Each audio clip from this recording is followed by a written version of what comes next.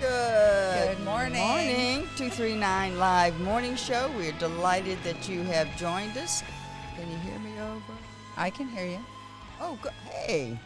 Good morning. Look at us. We match. We coordinate. We didn't even plan it. We didn't even plan that. We coordinate. The fire coordinates. We're ready to go We're here. ready to lock it up. Well, we did coordinate the fire, but I didn't realize it was that nice with the orange and the red. Wow, look at our group up there. Who I see Chucky Poo. Yeah. Chucky Bro Poo is what I call him. We have a great guest host of guests coming in. Yeah, we do. Linda, Lindsay, Chuck. Thank you. Three today. And I would. Kristen took the lead on all this, so I can't take any credit. Although I was. Well, I had help from Di. She got all the bios together. That's wonderful. That's how we like to roll here. Hey, it's a team effort. Team effort, and we've gotten a lot of great response. And why is this thing not moving? Come on here. Well, we do try to hide the bios from you sometimes. Yeah, that's good. Yeah, I can just that way I can just make it up as I go. Well, I just listen. If you ever want to come on the show and you give us a bio, can you make it a page? I've had to sort through some that are like 4 pages long. Oh yeah, but I can't do a 4-page intro. Yeah, so I have to go in. I like it when people give me what they would like their intro to be. Right. It helps. Yes, of course. And then the rest of the information as backup, so we have something to talk about. Right. Yeah. So we know more about them. I love that. But there we go. You can give me a long bio, but give me a shorter intro. Yes, and that's because that's good to ask questions with and all that so forth. Yeah. So what did you do exciting this weekend? This weekend, what did I do? Life goes so fast. I have to really sometimes just take back and look at my calendar, so I can see what I did for that day. So true, so true. I didn't do much this weekend. I think it was a home weekend. We worked on my son's wedding, his engagement his rehearsal dinner. Yeah, we worked on that and who was coming and how to set up the patio. And, this younger generation is a little bit different, I guess, than my generation because I'm thinking like sandwiches or not sandwiches, but like a tenderloin and maybe, charcuterie and things like that. And they're coming up with taco bar. Okay. Whatever they want. Whatever. Well, yeah. Well, I mean, it's not a lot. You have the wedding party and the parents and stuff. So that's but you just think something and taste well. Well, because what you have for food dictates what kind of tables you get. Are you going to do high tops with just like 4 sitting around the patio? Right. Or if you're doing a full sit down, you need a table that you can put a full plate on. So, yeah, that was our big discussion, big wedding discussion. And my daughter with her wedding. She's starting to get bids, and D.C. is quite different than Naples. I highly recommend having your wedding. 2 kids getting married? Yeah. Oh, my God. Yeah. Simon in November this year and Olivia next year in the fall. Oh, good. She gives you time to save up. Oh, thank God. Oh, my God. I can't even imagine. Yeah. I can't even imagine. And they're both just over elope. 100. Just elope and then take some cash. Well, I tried that. It won't work. It won't work. Well, Olivia's been dating. Hi, Miss Betty. Olivia. Oh, hey, Betty. Olivia's been dating her fiance for close to 4 years. So by the time they get married, so I think they just have so many friends. Yeah, Between it's sororities just a party, yeah. and parents' businesses and his business him working at Deloitte, and I don't know. I said, just tell me what you want me to do. I won't do anything you don't ask me to do. There you go. It's the best way to be. Whether you write the check or not, doesn't matter. It's their wedding. If they want to have black balloons, they have black balloons. I don't, know. Yeah. Uh-huh. And what color my dress needs to be or not be. Have they told you that? No. I was told, funny story. I was told by my son what color the bridesmaids' dresses were. And just to go off of that, meaning anything but that. So I was like, okay. That's good. That gives me lots of variety. So I started to look. So if anybody has any ideas of where I can look for mother of the bride dresses, I can't believe I'm saying that. Yeah. Well, that's like in the daughter-in-law when they bought the dress that was all frou-frou-y. Did you see that with Jane Fonda? Yeah. J-Lo? I thought that was pretty funny. I just don't want strapless. That's the only thing I don't want. Yeah. No. And there's a lot of strap. I looked around over the weekend at Venetian. There's a great place there. And there was so many strapless dresses. And when you look online, it's so many I'm like, no, I don't want to do strapless. Yeah. So where do you guys buy your dresses for weddings? Let me know. I'm open. Put it in the comments. Yeah. I need to start looking. It's in November. Besides Amazon. Yeah, I can't. No, we're not doing Amazon. We're not doing Amazon. No. So, that was pretty much, wedding stuff was kind of my weekend. Well, mine was kind of like a wedding with my yard. I had a crew come in, got a new crew, just... You know things are going to get stripped down, but then what do they look like when they do? And I have to go through that agony. So that was all. So true. So true. And then Sunday I played tennis, and then I spent awesome. from like 2:00 after I did stuff for backpacks, which we'll talk about that later. I worked on that. Yes. I was learning a lot about backpacks for school and what to get kids and what to do. And I just thought, parents have to do this all the time. This is crazy. And do you know that the list, I spent time on Canva on Sunday updating our backpack list and our QR codes for all that kind of stuff. We'll show you later in the show. But our list is very small. Our list is staples. Has anybody seen the list from the school? It includes things like Kleenex for the teachers, copy paper, expo markers. You're helping stock the school, public classroom school system. Yeah.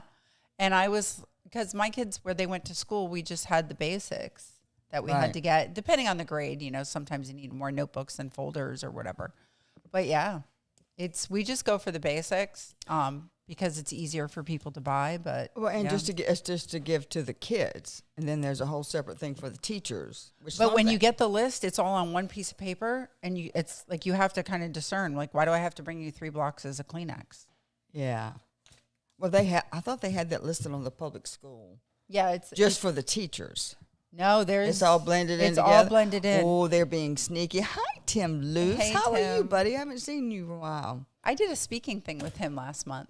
Nice. Yeah, for real estate. Very, it was fun. very nice. Oh, yeah. I like it when people ask me to come speak at their panels. It's fun. Why didn't we film that and get some footage for 239? I don't know. You forgot. I probably did. Yes. I probably did. Or it might have been on a day that we're not working. Might have been like on a Monday. Yeah. Yeah. And on Friday, I was doing the filming. That's right. I filled in for you. Yeah, it's for the. Look at us remembering things we did. Oh, we're so smart. Yeah. Oh, I did that and that. Today's already been sort of crazy. So that was a nice thing. And I'm going to pull out a picture that someone, because I wore my T-shirt, and they got the back of it and sent it to me. I thought, oh, that was nice. Thank you. Thank you. So I was very appreciative of that. But I will tell you this. I played tennis in that T-shirt on Sunday, and the way the printing is done or whatever it is, it's hot on your back. Yeah, it's a plastic. Vinyl. It's a vinyl, and I was sitting there going like, "What's wrong with my back?" Okay, we're gonna have to go screen print. I'll kick in Kevin, and we'll pay some extra to get the screen print. Yeah, it's vinyl. Yeah, so it's gonna attract the sun. Yeah, I didn't even think of that when I'm wearing it. Oh, I was just, and I do like the V-neck, though. Oh, I love the V-neck. V-neck is nice. I mean, we just like the V-neck. We're girls. We like that. Yeah. All right. What do you say we move on to the awareness days? And I tried to find something without food for a change. Come on. We love it when you bring treats. Sure. Yeah, but I eat them beforehand. That's why I don't bring them. So everybody in Florida, Shark Awareness Day. Tackle the stigma and raise awareness about the reality of sharks, which are beautiful creatures that keep the ocean ecosystem running, and they rarely attack humans, although we hear about it right when they do. But there you go. So contrary to what you might expect, the purpose of each Shark Awareness Day is not to stand on the beach and shout out warnings to terrified swimmers, surfers to spot shark, shark. Like top predators in any ecosystem, sharks play an essential role in keeping the seas healthy, productive, and yet various threats make these ocean oligarchs a persecuted and vulnerable species. And probably, I guess, Jaws. Probably I was just thinking that. Yeah. The single most movie that made them look bad in the light. And, sharks will, any kind of animal will attack you when it feels threatened or hungry. I just remember I was doing scuba diving. I was getting certified. And, man, when I had to get in the water, I had my head right down in the water immediately as soon as I got down there so I could look and see if there was a shark. I'm like, oh, God. And that still stays with you. It's like The Exorcist. There are certain movies that's just stick in your head. That I think when you first start to scuba dive, at least for me, ignorance is bliss. Yeah. Oh, yes. Because I was down there. I worked on, Diane and I were just talking about this, things people don't know about you. So I worked on Scuba World television series, and I got as an underwater model. And so I'm down there. I know nothing. They're teaching me scuba diving while they're filming at the same time. And all of a sudden they were like, we need to go up. And everybody was kind of urgent. And I'm like, all right, time to get out. Well, there was a school of barracudas. Oh, barracudas, yeah, yeah. And I thought it was sharks. And they're like, because there was like this urgency, and something's going on. And the first thing I thought of was sharks, but it wasn't. It was barracudas. No, yeah. Well, kind of. It's understandable. Well, we have a lot of sharks here. Yeah, yeah. But you don't hear much about it. I think people might antagonize them, and then, you antagonize a wild animal. They're going to come after you. Like the one about the monkeys they had on the news recently. So let's send out some love for Shark Awareness Day. Yeah. What else do we have? You're a very important part of it. And speaking of of sharks, let's switch over to a land mammal. They're not mammals, are they? Our Appreciation Day. Celebrate the quirky charm of bovine mascots, advocating a chicken-centric culinary world with wit and humor. Yeah, I'm not sure if I don't think Chick-fil-A did that, but it still, it's what it made it sound like, right? Yeah, it did. It doesn't I kept looking at it to figure it out. Something 1995 marked the beginning of the cow revolution, when herds of beef cattle everywhere decided to take a stand for the future of the bovine race. Far more intelligent than others, Heifer R. Jones, now known as Eating Birds, took his limited grasp of his owner's language and painted "Eat Mo Chicken" on a billboard. With this daring move, he set into motion a movement among cows everywhere to encourage the humans of the world to eat more chicken, or we wouldn't be eating the cows. Cow Appreciation Day I love this. Commemorates apologies, that should read Mr. Birds, and everything he's doing for cattle kind. Oh, that's interesting. Yeah. So I guess 1995, Eat Mo Chicken is when that came along, and with the cows, that was. I don't remember it starting, but I do remember over the years. Yeah, just Eat Mo Chicken. Eat more chicken. Yeah. That's pretty cute. So well, I guess today is also, if you go to Chick-fil-A Day, if you go with your cow printed or cow outfit, well, then that would be it. You get a free meal. Okay, so you have to go with what? You have to be in a cow print, some sort of cow print. Black and white. Put on a sheet and paint. And the other day they had an unannounced special where they gave you a mask that was cow print, so you could come back. Oh, it was like Friday for like 3 hours. They gave out these masks.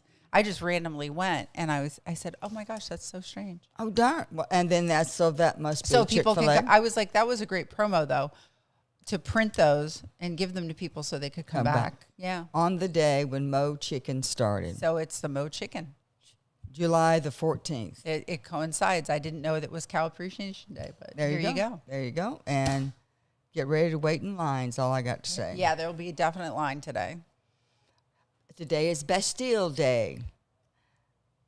As much as I don't like to talk about France, sometimes I do, sometimes I don't. I just don't want them to win in the soccer. The World Cup. Yeah. Get ready to celebrate France's national holiday with fireworks, parades, and a whole lot of French culture. So I'm sure our French restaurants, just bringing out for a little bit of extra history. I'm not sure if I wrote anything else on that, or cut and pasted. Let's be real.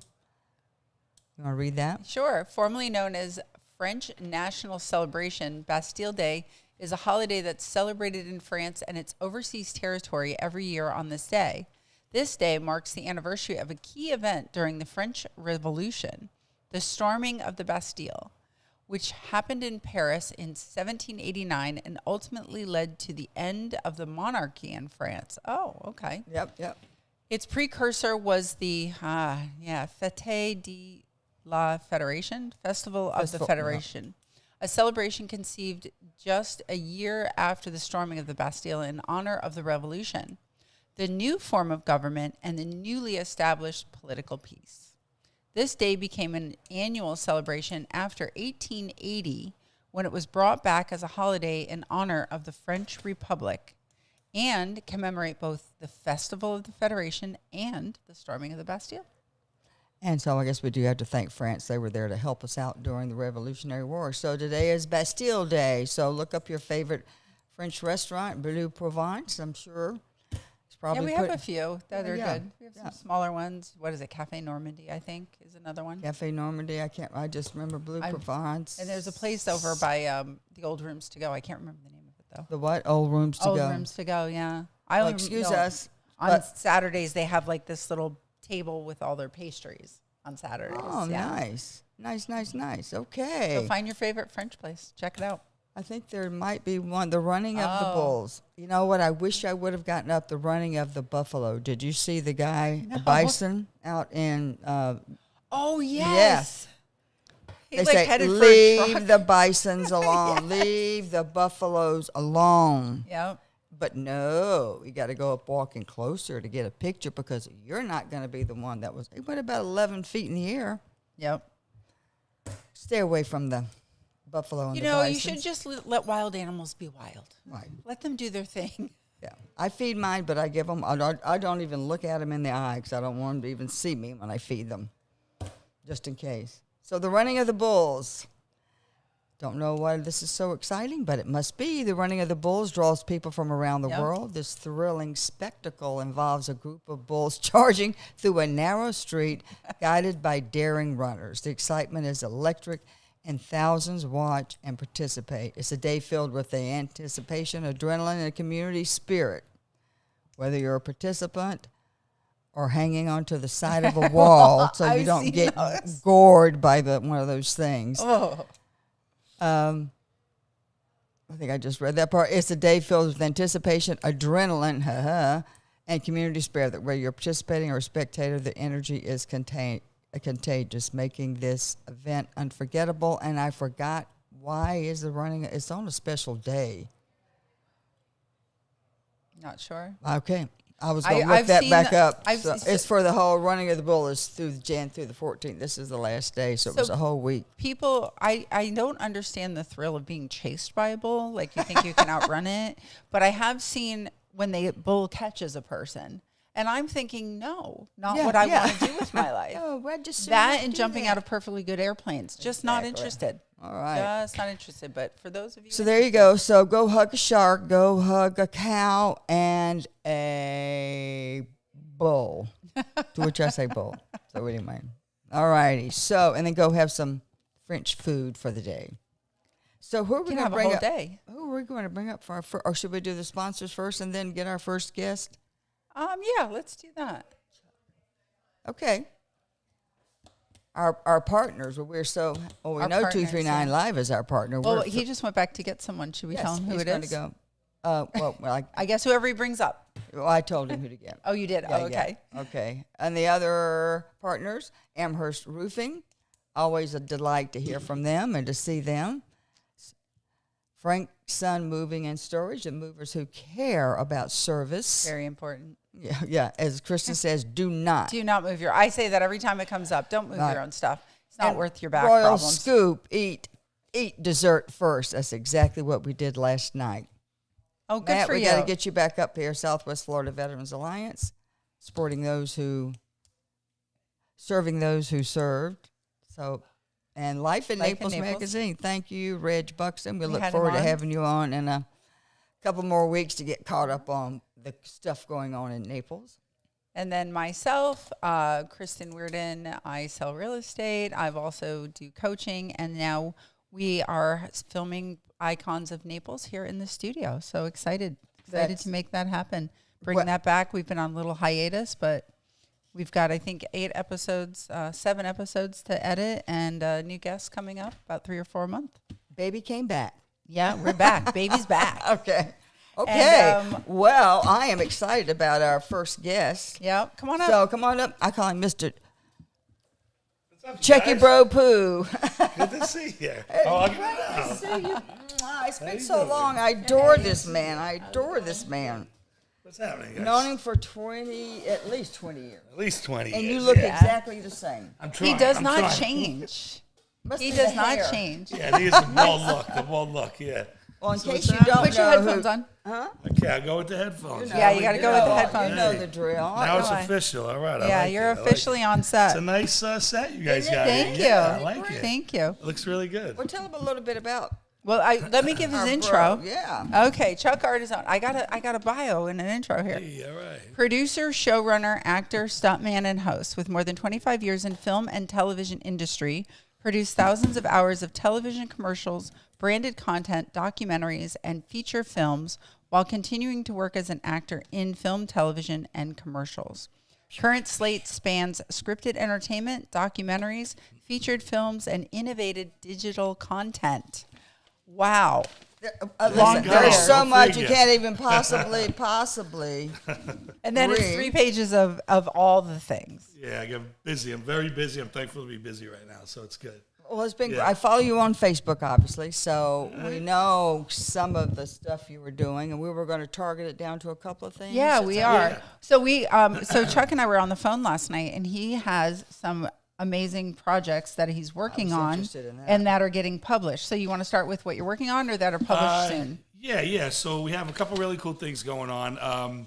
I'll start with the horror flick, right? We just did a horror flick in Key West. We filmed in January, and it screened at Cannes, so that was a big deal to get it that quickly into the top festival. It's called Kia Bones, and right now we're negotiating distribution and things like that. So, but it had a really good premiere at Cannes. We're also doing a premiere for local people in Florida in Key West in beginning of nice. October. Yeah, so it'll be fun. We filmed in Key West and just had a blast, and we're in pre-production on the sequel because a lot of people want to get involved in the next one. So this is going to be an ongoing series filming in Key West. So we're excited about that. I literally just came off a movie set on Sunday. I was a stunt guy in a Grand Theft Auto type movie. I don't know. Do you guys know what Grand Theft Auto is? Sure. Okay, so it's We're a big hip. game. Yeah, I didn't really know what. I saw GTA. I wasn't like, I didn't really, and then I got it. But the new one's coming out in November, and this guy who's doing it, he's a gamer out of France, 20 million plus followers on YouTube. Wow. So he financed the whole thing, and we shot all over Miami. I mean, it was crazy. We were blowing up things, helicopters, boats. We flipped a car yesterday. It was really cool. So nobody got hurt. So that was a lot of fun, and that's coming out towards the end of November. Yeah. That's called what? Right now, the working title is GTA. It's GTA. Grand Theft Auto. Yeah. You just said that. Okay. I'm doing a couple local movies here. One's called Dancing with Destiny. I want to bring filming here to Naples. That's like really something that Why not? Move push your it. mic just a little bit closer. Yeah, I'm yeah. getting a little echo. There we go. I'm also verticals, like the vertical drama space That's is what incredible. that's new, right? Yeah, it's brand new. I learned about it in January, and since January to now, I've really educated myself.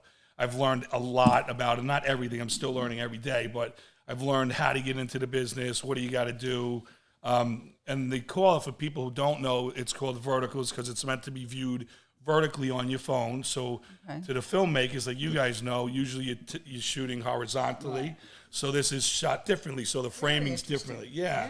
And so you're framing everything out differently. And right now, that vertical market is so hot right now. It's a $14 billion a year business. Shut up. Yep. It's only been in the U.S. for a couple years now. It started in China. And it surpassed viewership on the phone. So more people are watching vertical drama platforms like Real Short, Real Drama, Flare Flow. There's a lot of different ones. And more than Netflix. So it's not going away. It's crazy. It's good that you could get in now on a lower budget, right? Your typical movie budget, $1 million is low in typical movies, and $5 million and up is usually making the movies, except for horror, right? This year we just recently had a couple of hits for $1 million and under that, doing 118, 200 million at the box office. But a vertical drama you get in for $200,000. And it's a finished thing. And the other thing about vertical drama is $200,000. that's a typical budget. But every minute and a half, there's a hook. Yeah, You know? I've seen them on Facebook. The Yeah, ads they're for on- them. And or not even like the ads. You can watch a part of it, Right. and then it'll stop, and then you're like, well, that's the thing. They what's hook next? They hook you, then you have to buy into the system. They bought, so that's the whole thing. and you buy like credits. Right, Even. yeah, You don't yeah. even. Or you can buy credits. You can buy the whole thing. You can buy a month subscription. Right. Yeah, well, that's how they get you. They get you at 7 or 8, you're hooked, and then they're like, okay, you want to buy the next one for 99 cents, or the whole series for $10, or unlimited monthly, and that's where they're making all their money. You know, you still have to tell good stories. Yeah. It's ideal for filmmakers because the platforms, there are more and more platforms, and they're starving for content right now. Yeah, so it's a really good time to be in it. But you got to do it right. It takes a lot of work. I'm filming, a number of them here. I have a vertical that we're filming here. The series is called Empire, and this one, the first hour one is called Naples Gold. And it's a fun story. It's Write What You Know. It's a mob story from New York. They come and they Write retire. What You Know. They come and they retire down in Naples. And I have Anthony Sabato Jr. I don't know. Do you guys know who that is? Oh, yeah. He was like a Calvin Klein model, Dancing with the Stars and all. And I'm negotiating right now with Dre and Mateo from The Sopranos. Oh, yeah. Which will be great. And then they moved down here to get away. And then there's a wedding or a funeral. I'm talking to a lot of venues here. You need a good wedding Yeah, or a funeral, right? To bring everybody together. Yeah. But then, and that's the other thing. Good character introductions. Great, yeah, great. And then the New York bad boys come out here, and they fall for the CEO and Port Royal's pretty daughters, and then those two families clash. Oh. It's really fun. And little Hatfield McCoy going on. It's gonna be, yeah, exactly. It's gonna be like that. And the businesses are really getting into it here too, which is exciting. Like some of my friends are letting me film in their homes right on the water to increase the value when they're ready to sell their house. Another friend of mine, Phil, has a Ribby Gin. He's gonna do some product placement in it. Jaguar Naples is letting us use cars, Nice, the nice. Warren is letting us film there, and other restaurants are letting us film there. That's a good the club area. I can see. Which one? Smoking What'd you cigars. say? The Warren. Oh, yeah. The Rocky. Warren in their club area. Yeah, the whiskey room. Have you been in there? Yeah. Or it's No, I haven't been in there, but I know what you're talking It's got that vibe. total, Yeah, Yeah. Alfie, I'm going to do a cool scene in Alfie Oak's store, That's no nationwide. Yeah, I mean, it's going to be, and they're embracing it. The Jet Center's letting us film there, and it's going to be cool. It's going to be dynamic and fun. And again, I just want to bring more filmmaking here. And some people love it, some people don't, but it doesn't have to be like downtown Naples. Naples is big. Collier County is big. We can film all over, Yeah, exactly. Well, we had Jimmy on the Rocks. Yeah, here 3 weeks, almost 3 weeks ago now, 2.5 weeks. Yeah, I want to get with them. I know some of the people in it. I haven't really... I'd love to help them. Well, I'd love to see you and Greta get together and start chatting. Yeah, She's a piece of pistol. Everybody will go home after 5 hours because they just won't stop talking. They'll just talk. They'll talk to it'll be hours. Right. Yeah. Because the two of you are very similar in that way. But you fill people with energy. That's what I like. Yeah. Yeah. Well, you do too. I met you when we did the honor flight way back when with Wayne.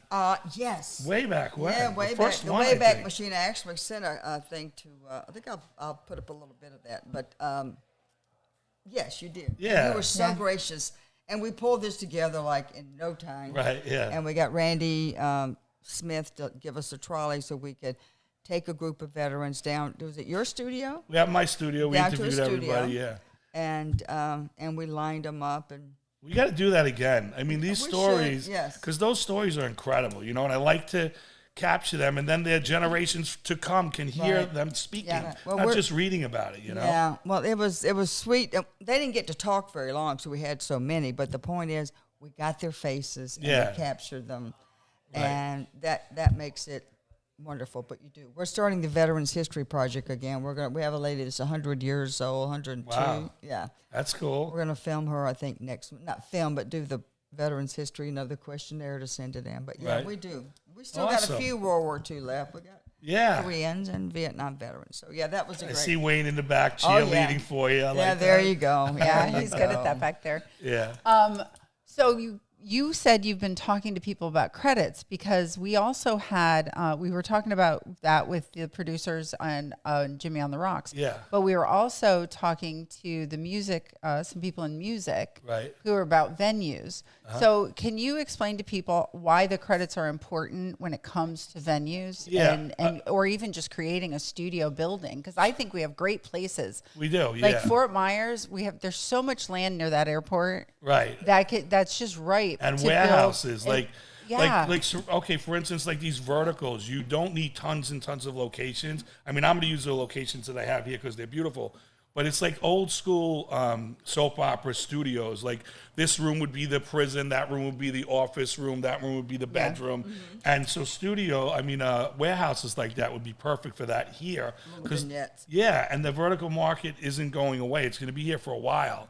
And as far as film incentives, they're so important because, like, for instance, I'm filming Naples because I love Naples and this is where I live. And I have, a lot of cool people here and everything that are supporting it. But like Tampa right now, they give you like 60 or 70 grand just to film 3 days there. So what we did for the horror flick is we filmed most of it in Key West. We got some incentive there, but we filmed 2 days over there and we got like 60 grand incentive. And the incentives work because now you're creating jobs, and it's not just camera guys, lighting guys, sound guys, and actors. It's, people have to sleep there, the hotels, the car services, the bars and restaurants, catering, makeup, and people don't get that, but it does really stimulate the economy, especially here in the summer. Right now, it's hot as hell to film here, but the restaurants are slow, hotels are a little slow. Yeah, I think it's a great idea. Yeah, and it creates jobs, and like the Sunday, the driver was making $30 an hour,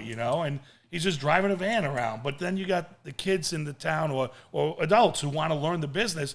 You don't know anything until you're on set. Like, exactly. Like you cannot teach them until you get on set, So I like you got Empire over there, all right. Yeah, I wanted to, the reason I actually had cut that out, and I thought vertical. Now, this is new language to me. I'm sure it's been around for a while, but I just Not really. It's pretty new in the U.S. Okay. We're all learning together at this moment. Yeah. You could pop it. We could show them. You're filming this here now, right? The Naples Gold. Yeah, so it's the working title's Naples Gold. Again, two families are going to clash. The mobsters from back east and the wealthy CEO who lives in Port Royal. Those families are going to clash. They really had that in the early days, I'm sure they did. Oh, totally. I'm bringing it back. This is based on a true story, But it was an agreement that the mafia would have nothing to do. They had an agreement, like, you come down here, you don't mess with anybody, come down here to have your quiet life. Right. Don't be trying to don't mafioso our Naples. I like that because that's exactly what this is about. The parents get away, and then the dumb kids come in and start messing it up and starting, doing all that. So it's good. It's a fun. It's like that. Oh my gosh! I have so many stories from when that came, and I want to interview you. Then I didn't know that. I lived next door to the DeChico brothers. Do you know who they were? I don't know those guys. No. They were close friends with Gotti. Okay, all right. They were actually his. What do you call them? Well, when they were trying to explain it, they went bang bang. I go, captains, okay. hitmen.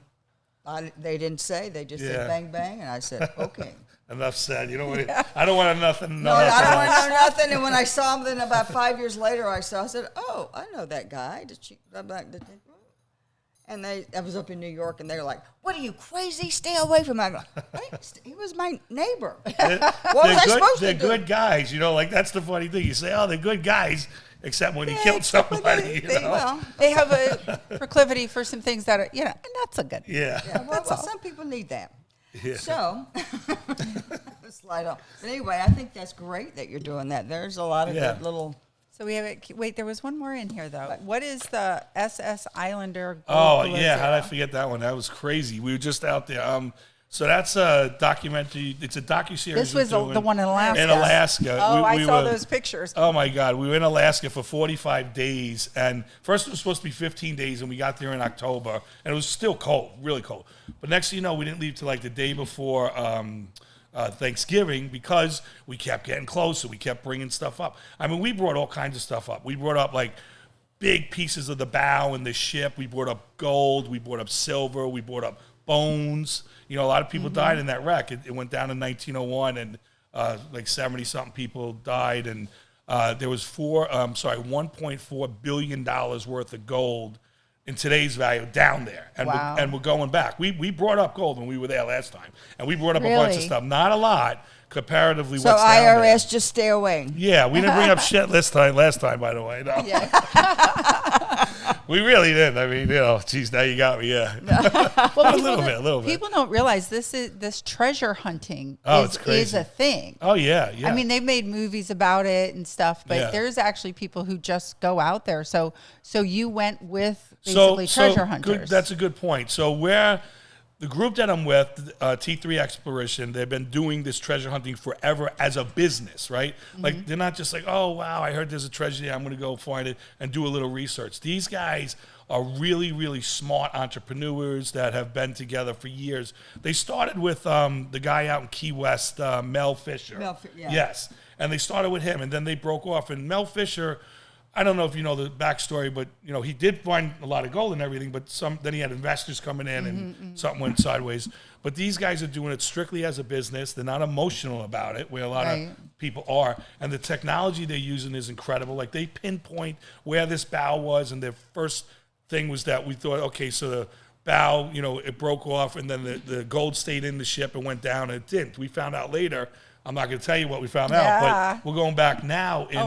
We've got pictures. In September, yeah. And, and the other thing about that ship, the SS Islander, it was the first luxury cruise line. It was before the Titanic, 10 years before the Titanic, yeah.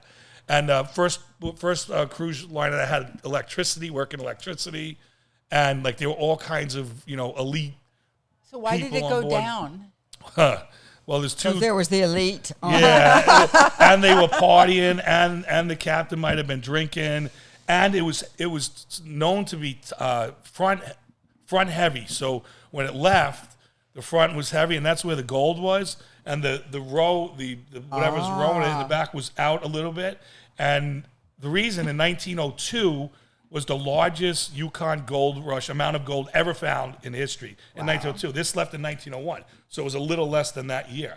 And it was packed, and everybody wanted to get the hell out of there and bring it back to where they're from. And, yeah, it's crazy. It's an incredible history story, too. So when are you going back to Alaska? September, Wow. I mean, I hope it doesn't get pushed to October. It was freezing and raining every day. It sucked. No. And every day you lose like 5 to 6 minutes of light every single day. Yeah. So after 45 days, we only, the daylight was only, 4 or 5 hours. Oh, the guys must have been so happy. Oh, my guys. My guys. We were I think Kevin's probably the only one that was happy. Or no, Jeremy. Jeremy didn't mind. No, they all left. I mean, I left too a couple times, came back. But we made Colorado. it work. Yeah, but it was miserable, though. It's raining and hitting you hard in the face. How come they don't do it in the summer? It's been timing these last 2 times. Okay. And now we have this new piece of machinery. It's like the size of a bus, and it detects gold, silver, and precious metals under the ocean, and it's like a $2 million machine. Yeah. And that's what we're going back with. They've identified targets already, and so it's going to be really cool. Oh, very neat. Yeah. And when you won't live feed in case people picks up your GPS. You know what it is? We have armed guards with us. We have ex-Navy SEAL guys on I don't blame the ship, because think about it. Once, first of all, the whole town knows we're out there, right? Right. And then once it gets wind, I mean, you're talking about a lot of money people be killing for that. We always have a couple armed guards with us, and then when we get the mother load, they bring it in like a bunch of them, Yeah, I could see that. The mother load for the mother load. Yeah. I hope we bring up that mother load this time, man. I hope you do too. Yeah. That would be more than a lot of fun. That would just be really, really cool. Me and the film crew figured out how we're going to get a couple pieces out where they don't know. But I don't think it's going to happen. Yeah. I do a lot of rips. You need the cargo pants. Cargo pants. Yeah. Cargo pockets. Cargo pants with a lot of elastic to tie your waist tight. Yeah. I always find every project you work on to be super fascinating. Yeah, I have some fun stuff. Because, we go back to charity TV, I think. Yeah. That was... I met you at I Love That Dress or something, I think. I Love That Dress fashion show. Yeah. That was 2000, I don't even know at this point. Yeah. But, if it wasn't for Chuck, I might not have done podcasting. See that? Because I went to him and I said what I've always wanted to do was podcasting and interviews.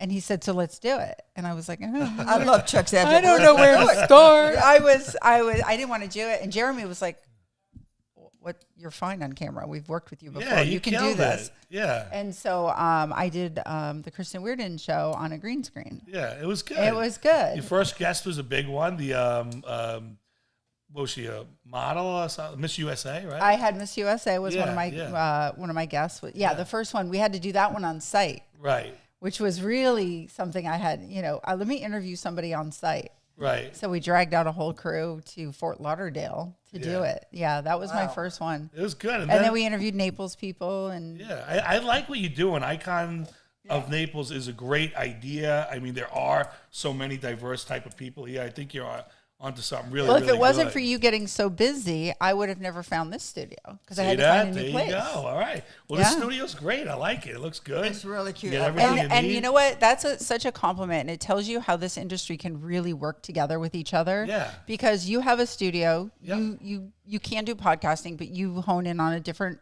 genre of people, and you can appreciate coming into another studio, being a guest. Sure. Having an interview and being like, yeah, how can we work together or, collaborate, or when I can't do something, send it to you, you send. So I love how this business can work like that, but it kind of has to too. Yeah, especially now. I mean, I feel like if you're not helping, you're hurting, right? I mean, there's no reason to be selfish and hold something back. Just let's all grow together. I mean, there's enough room for everybody. Because when you block and hold back, you don't let the energy get out there and expand. And the creativity too. Yeah. Because you may have ideas that I haven't thought of or we haven't thought of as a studio. Right. Or you may be in Alaska and be like, oh, this person wants to do, a series of podcasts. We're gone for 45 days. Right. Yeah. And then you can help, we're like, okay, yeah, we'll help them out. And I think collaboration is the best way. And you know this from your business. Yeah, you have to. There's no bad idea, like you could say the dumbest things and something beautiful could come out of it, Exactly. I mean, believe me, I've said a lot of dumb things. We've done that. We've done that. Yeah. We've had some of those conversations. So how can people find Can more I ask one more information? question? Oh, yeah, no, teacher? go ahead. Alligator Alcatraz. Oh, yeah. I saw that. yeah. I forgot about that. Yeah, hold on. Great. So I know it's kind of like cliche, but, these prison type stories and movies do well as well. Like, I don't know, like way back when Oz, there was a show on HBO and it was like a crazy killer show. Yeah. Then you had Orange is the New Black that did great. Now Taylor Sheridan, I don't know if you follow Taylor Sheridan. He's incredible. Like he's one of my favorite, showrunners. He has Mayor of Kingstown. So prisons, yes, right. and in and out of prison, right? And those are crazy stories. Those are life and death all the time, So it just makes good, juicy, entertainment. And for the vertical space, it'll kill it. So I said, all right, I'm here, Alligator Alcatraz, because in my movie we are going to get rid of some people with the alligators, right? I haven't seen that in a movie yet. Like I like to see new scenes, like Scorsese always says, make sure they got 7 memorable scenes, and out of those 7, everybody knows at least 3 of them. And so I always think in scenes when I'm writing stories, and then connecting the characters. So I want scenes that sometimes nobody's ever seen, Now, that's hard and unusual, but I got a good one with alligators right now. So. Oh, I'll bet. Oh, yeah. Oh, my. My word. Yeah, well, I was excited when I saw that. And the vertical story. I always like to learn something new, so that vertical storytelling. Yeah, the vertical storytelling is crazy, and for investors, right? Like we produce our own stuff. We also have investors that come in, and your typical movie takes a while to get your returns back, right? Your typical movie takes, I don't know, let's say 2 months of pre-production, 30 days of filming, 6 months of post, and then another year before it gets out there. Verticals, they're short. It's 1 week of pre-production, 1 week of filming, 2 weeks of post, and then it's on the platform, which is incredible. So you're talking about 6 weeks. We're going to know if we got a hit or not, And at $200,000 a pop, if let's say, and the key is to do 5. Like right now I got 10 on my slate, but if you do 5, that's $1 million in. If one is a hit, that's $1 million right there. All your money back with one hit. They could go to $100 million. Like the money in this is incredible. Wow. So, and then if you got 2 duds, you're still up. And if you got 2 that break even, I mean, the numbers just make more sense and it's a lot quicker, right? Well, the turnaround, yeah. How long is the vertical? How long is the Typically now there's 60 minutes. So every minute to minute and a half, there's a hook. You know, like I'll give you an example. We're in this conversation now, and you say, Chuck, shut up. You keep rambling on. And I'm yelling at you. I'm like, whatever. What are you talking about? Da, da, da, da, da. And then you slap me. And then it cuts, right?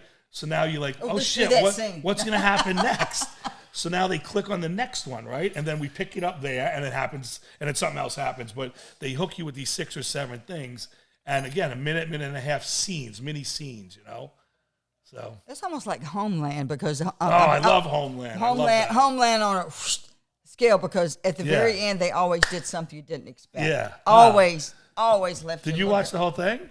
I believe it or not, I binged it. Oh, it's For great. one weekend, wasn't it? my dog was. I haven't seen this. You gotta see it. Oh my It's God, awesome. I liked it until the last season. If you're talking about the Homeland, the original one. Yeah, with what's his name? The redhead guy? Yeah. Gotcha. Remember? Oh, what happened? Holy cow. Yes. Yeah. Well, they're not spoiling that. We're going. Don't give it away. Wow. Ooh, she's like, what? I gotta find this Homeland. It's really good. Hey, anybody out there seen Homeland? Give me some hints. Like, put it in the comments. But I tell you, after I binged it, it was like 13 series or 12, and then they did the last one, which I really hated because they took a knee. But, yeah. But the rest of them up to that point, during everything that up to that time. point. But when I finished, I was on such an adrenaline high Right.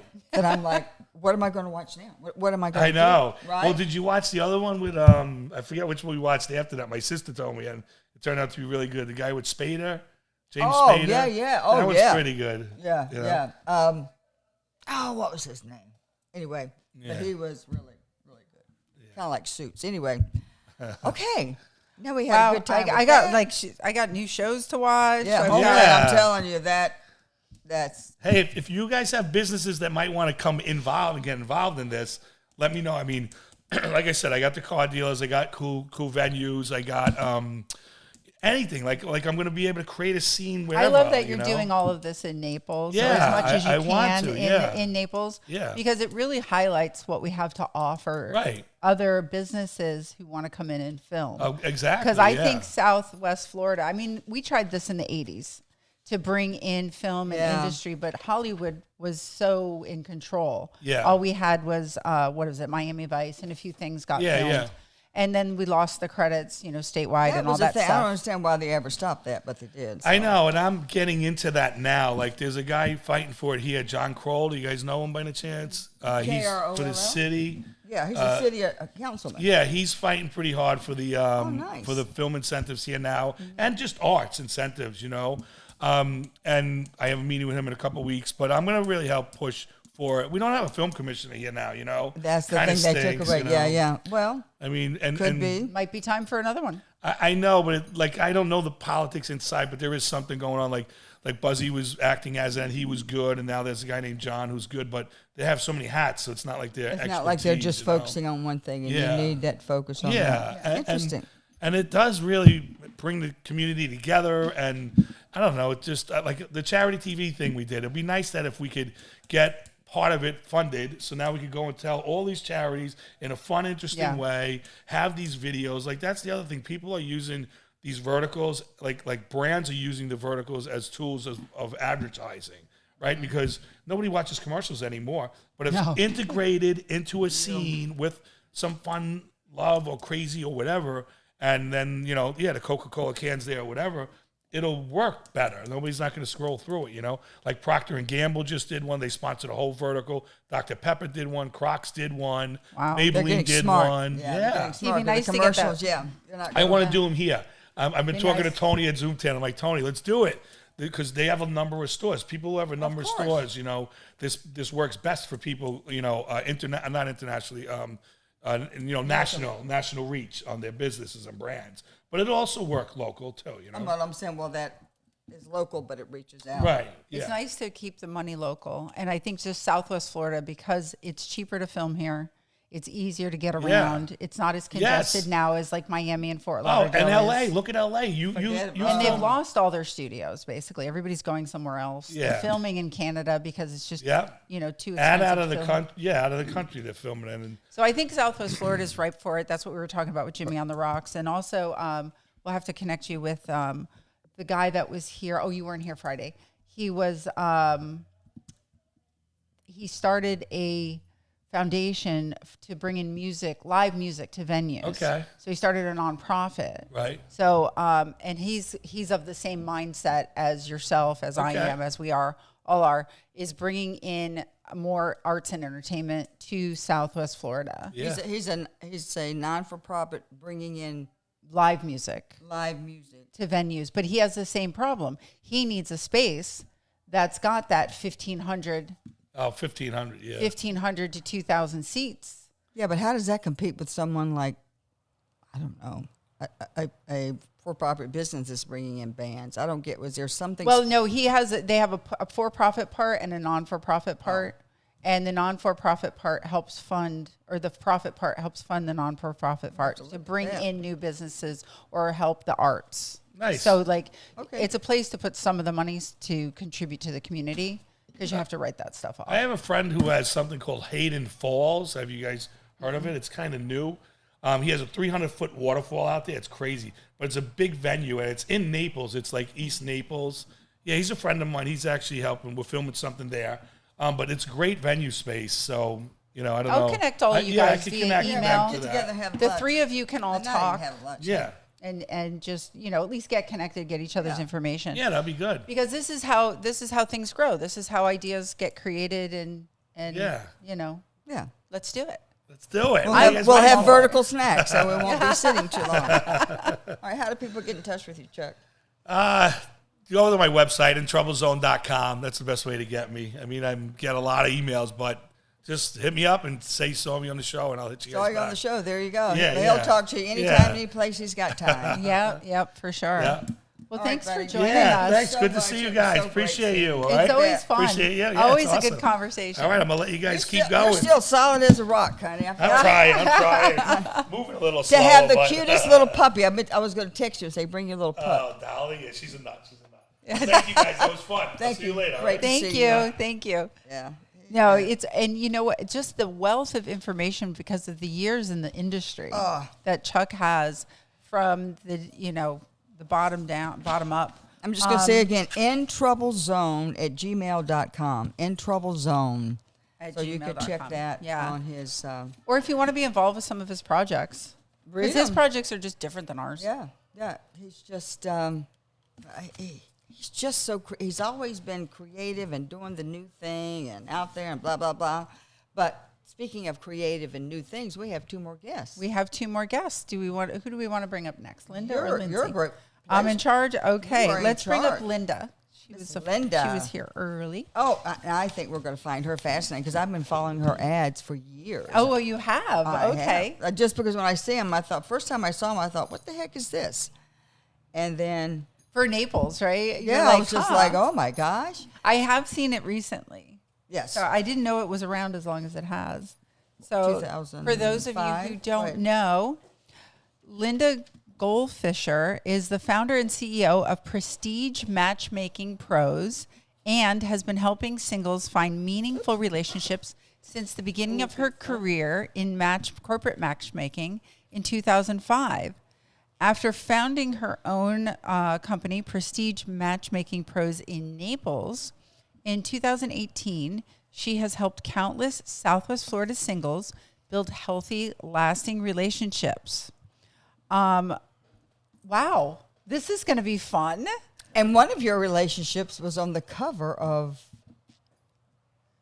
Naples Illustrated or Go. I did something in Gulf Shore Life. Gulf Shore Life a couple of years ago, Okay. right? Or a year ago, whatever. Yeah, and That thank was you, ladies, beautiful. for having me. It's a pleasure to Oh, be no, here. thanks for coming. Well, I mean, there's so many things. I was So telling us that I've been seeing your ads, and I was like, wow, I wonder.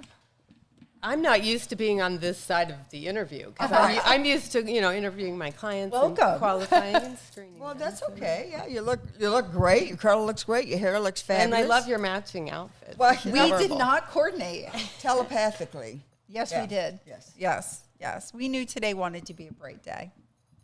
Well, in reading over your information, I love that you were inspired by your grandmother's heart.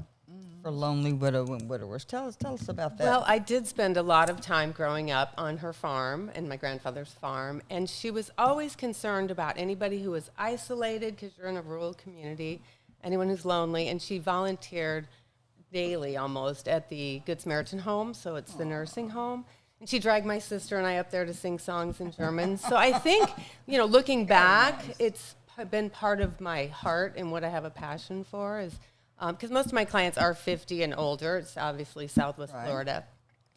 So I am able to connect them, and it's been a passion. And I don't know if it's in my bio, but coincidentally, my birthday's on Valentine's Day. So I think this vocation called me, Isn't that interesting how certain things just align? Either somebody's name and it ends up becoming their career, or the day they were born and it aligns with kind of their calling. Yeah. I love that. Falls right in line. So what do you find that people struggle with the most when it comes to finding the right match? I think sometimes in Southwest Florida, people are kind of used to their communities. We have a lot of gated communities. Yeah. A lot of my older clients don't want to go online because it's kind of gotten crazy, and a lot of people misrepresent themselves. So I offer, it's basically just I'm connecting people, and I do base it on compatibility and, of course, chemistry, but also, your key life values. Are you an outdoors person? Are you, it can be aligned with faith. It can be aligned with political values, family-oriented. So there's a lot of things that go into making a match between two clients.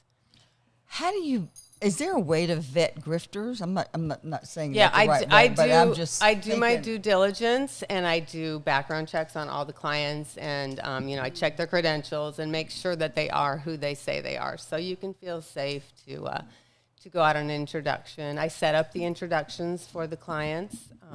I've also been known to deliver people to each other. Well, they have a name for that now, but that's it's not that at all. Not that at all. But sometimes the older clients, maybe, I don't know, they don't drive at night, or, that's rare, or they're nervous, or they're a little on the fence about the match. And I'm like, you know what? I haven't, seen that client for a bit. So why don't we all three, go out? And I leave. I mean, it's just a connection, basically. Which reminds me of a story. I was down at Virginia's. This was several years ago, and I was in the bathroom, and I'm washing my hands. I look over, and there's this adorable gal there. She ended up being a flight attendant with United. But when I saw her and started talking to her, you know how you are when you're in the ladies' room, it turned out that I had a client. He came to mind. That happens often when I'm talking to someone. And so she did sign up and got a membership, and I delivered her to the Roadhouse. It's not there anymore. It's a jazz club. And just stayed for a few minutes, and now they're married.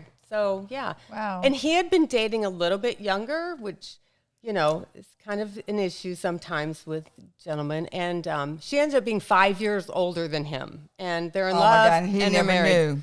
Wow. Yeah, so that's one of my success stories that I think is kind of That's fun. a great one. When you said earlier about gated communities, what came to mind is I think the dynamics of people meeting each other changed with the invention of the automatic garage door opener. Because you pull into your garage, you close your door, and the only time you go outside is to get your mail. Yeah. And oftentimes people don't even know their neighbors, Unless you own a dog that needs to be walked, Right. or a cat that got out. Right. When do you see your neighbors? Yeah. Well, coincidentally, that reminds me of another story. I love the stories. I was on Bonita Beach Road, the last 7-Eleven as you're heading toward docks. And at the time, I had a convertible, and I had my dog in the back seat, because dogs can be an opener for Great conversation. opener, right. And there was this little gal behind me who was getting gas.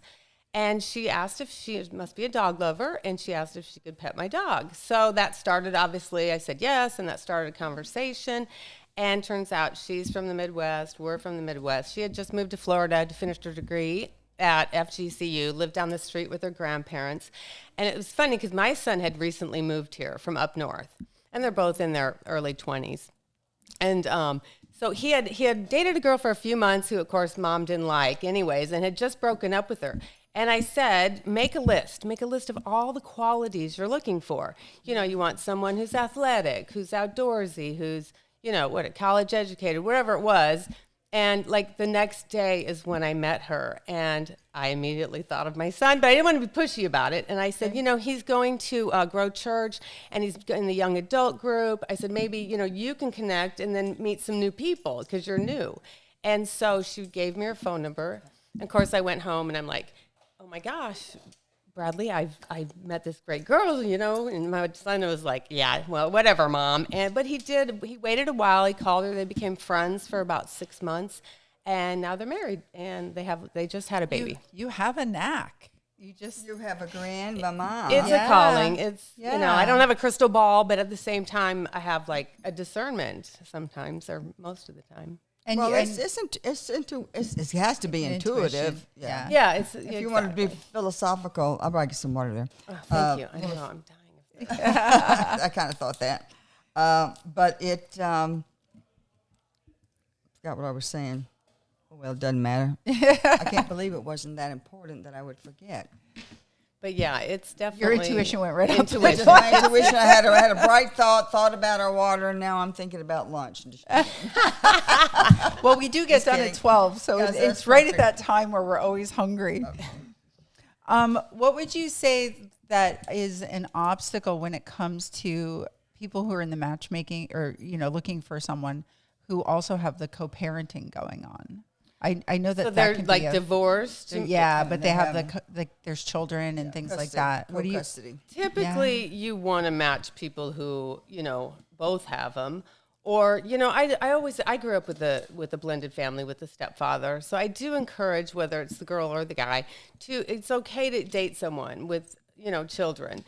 Or sometimes my client will give me, guidelines like, nobody in diapers or, prefer they are driving a vehicle and they have their own independent life. But yeah, many of my clients are divorced. So they do have children. Some are adult children. And I have lots of widowers, but I do also, like I said, I love matching the younger generation, the single, never married, no kids. Because I want to learn from my mistakes, right? I want to help them, discern who their best quality match is going to be for them so they don't end up in divorce like some of us older generation. Or sit back and not think about getting married, thinking that it's too much. There are those. So it's a mindset, and I do some coaching. Sometimes I start with just coaching before I put them out on a match so that I can get them in the right frame of mind and the confidence, maybe. Right. And I take clients as young. For females is 25, and then men 28. Takes them a little longer to mature. Get that frontal. What do they call it? The frontal cortex or their lobe developed. Get their emotional IQ up a little bit. Yeah. They say that doesn't happen in men until after 25. So delayed maturation. That's just people like, oh, you should be wanting to go to work right out of college. I'm like, well, it's a little bit different. It's a little bit delayed, but I didn't know the age was 28. But that makes sense. Yeah, I think I notice a lot of people in the 20s range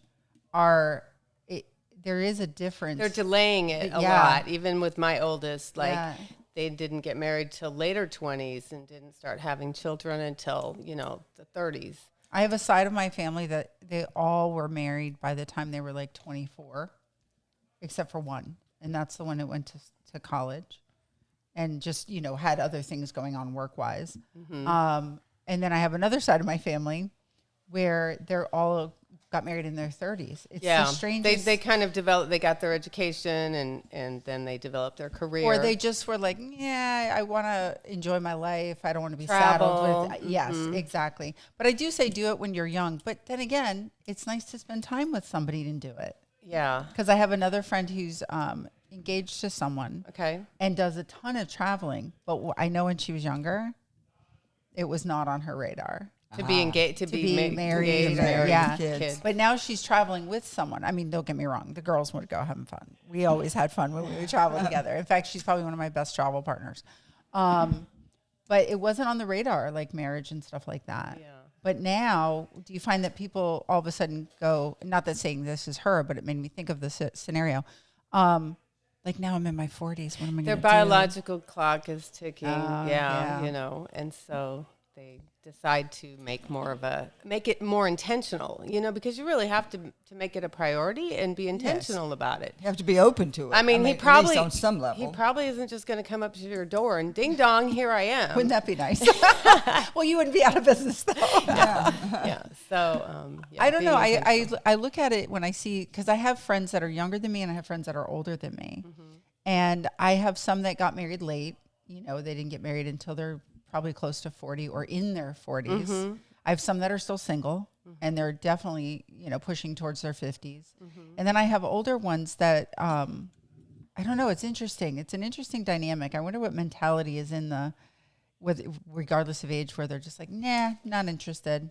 I'm okay being single, childless. I have a few, both men and women who just never got married, never had kids. A lot of times we think that's a red flag, like, what's wrong with them. But sometimes it just didn't work out. They were engaged for a while and it just didn't work out, which I consider successful, because you'd rather have it fizzle out than to go ahead and get married and get divorced later. That's really a time where you dig deep and you really see how your lives could come together. And see, when I've done some coaching, people look at that and they're like, oh, I was engaged, or I've been engaged twice and it didn't work out. And I'm like, that's good. Right. Like you found out what didn't work. Right. Which But I just think helps they you give know up. what does then later. But they give up. I've had clients that come to me with, they're just, like I said, not in the right mindset. They're kind of like, I've tried dating. I've tried all these things. I've tried online. I think I'm just going to give up. I want to encourage them. That's really a good spot to put your body into, though. Say, I'm just going to give up, because then they have. Well, sometimes then the universe opens up, and that's when you do boom. meet them. Yeah. Exactly. Yeah. Boom. How many stories have you we come heard walking like in that? and pull it together. We've heard a lot of stories in my life where people are like, oh, I wasn't even looking. Well, you need to focus on yourself while you're, waiting, so to speak. And, keep your life going, do the things that you enjoy, being, healthy, happy, because you want two whole people to be joined together. You don't want a broken person. I think some of us, your picker's broken, or you settle in a relationship that you probably shouldn't have. You ignored the red flags. I'm here to kind of help navigate those areas so that people end up with the right people. I've seen that one. And then you wonder why they're engaged for so long. Like, not that there's I'm not attacking anybody. No, there's nothing just- wrong with a just long asking. engagement. Right. But I do know that a few years back, I had a friend and I was like, gosh, you guys have been engaged for like 5 years. What's going on? And in my head. In my head. But then I could see the red flags. And I think sometimes people get engaged, or they're with somebody because it's comfortable, whatever, or they've had broken engagements, so they stay engaged, but they never push the button because they see the red flags. Like, I would just be done with the relationship if it were me, but I'm at that point in my life where I'm not wasting time on things. I mean, personally, I'm very marriage minded, but not all of my clients are, especially as they get really older. They've been married or they're widowed, and they think, I just want that long-term committed relationship. I don't really have to get married again. Yeah, there's that. Her money's going to her kids, his money's going to his kids, and then that's fine. It's very personal to my clients, and, I don't judge. I want to do what's best for them and their lifestyle. So they just want the commitment. They're not necessarily looking for all the of my ring in the clients date. are required to be commitment oriented. They're sincere and serious about meeting the person they want to spend the rest of their life with. But whether it comes down to a ring or a wedding is it's up to them. Yeah. Okay. That makes sense. I think in today's climate, especially if you're a little bit older, I have some older friends that are engaged, but I haven't gotten an invitation yet. So, they're perfectly happy. They're enjoying their lives. They're traveling. Probably at that age, hello, where in your mindset is, we need to be married to be legal and in the eyes of God, blah, blah, et cetera. And that's like, it just is proper. Yeah. And that, to me, personally, I think that is biblical and scriptural.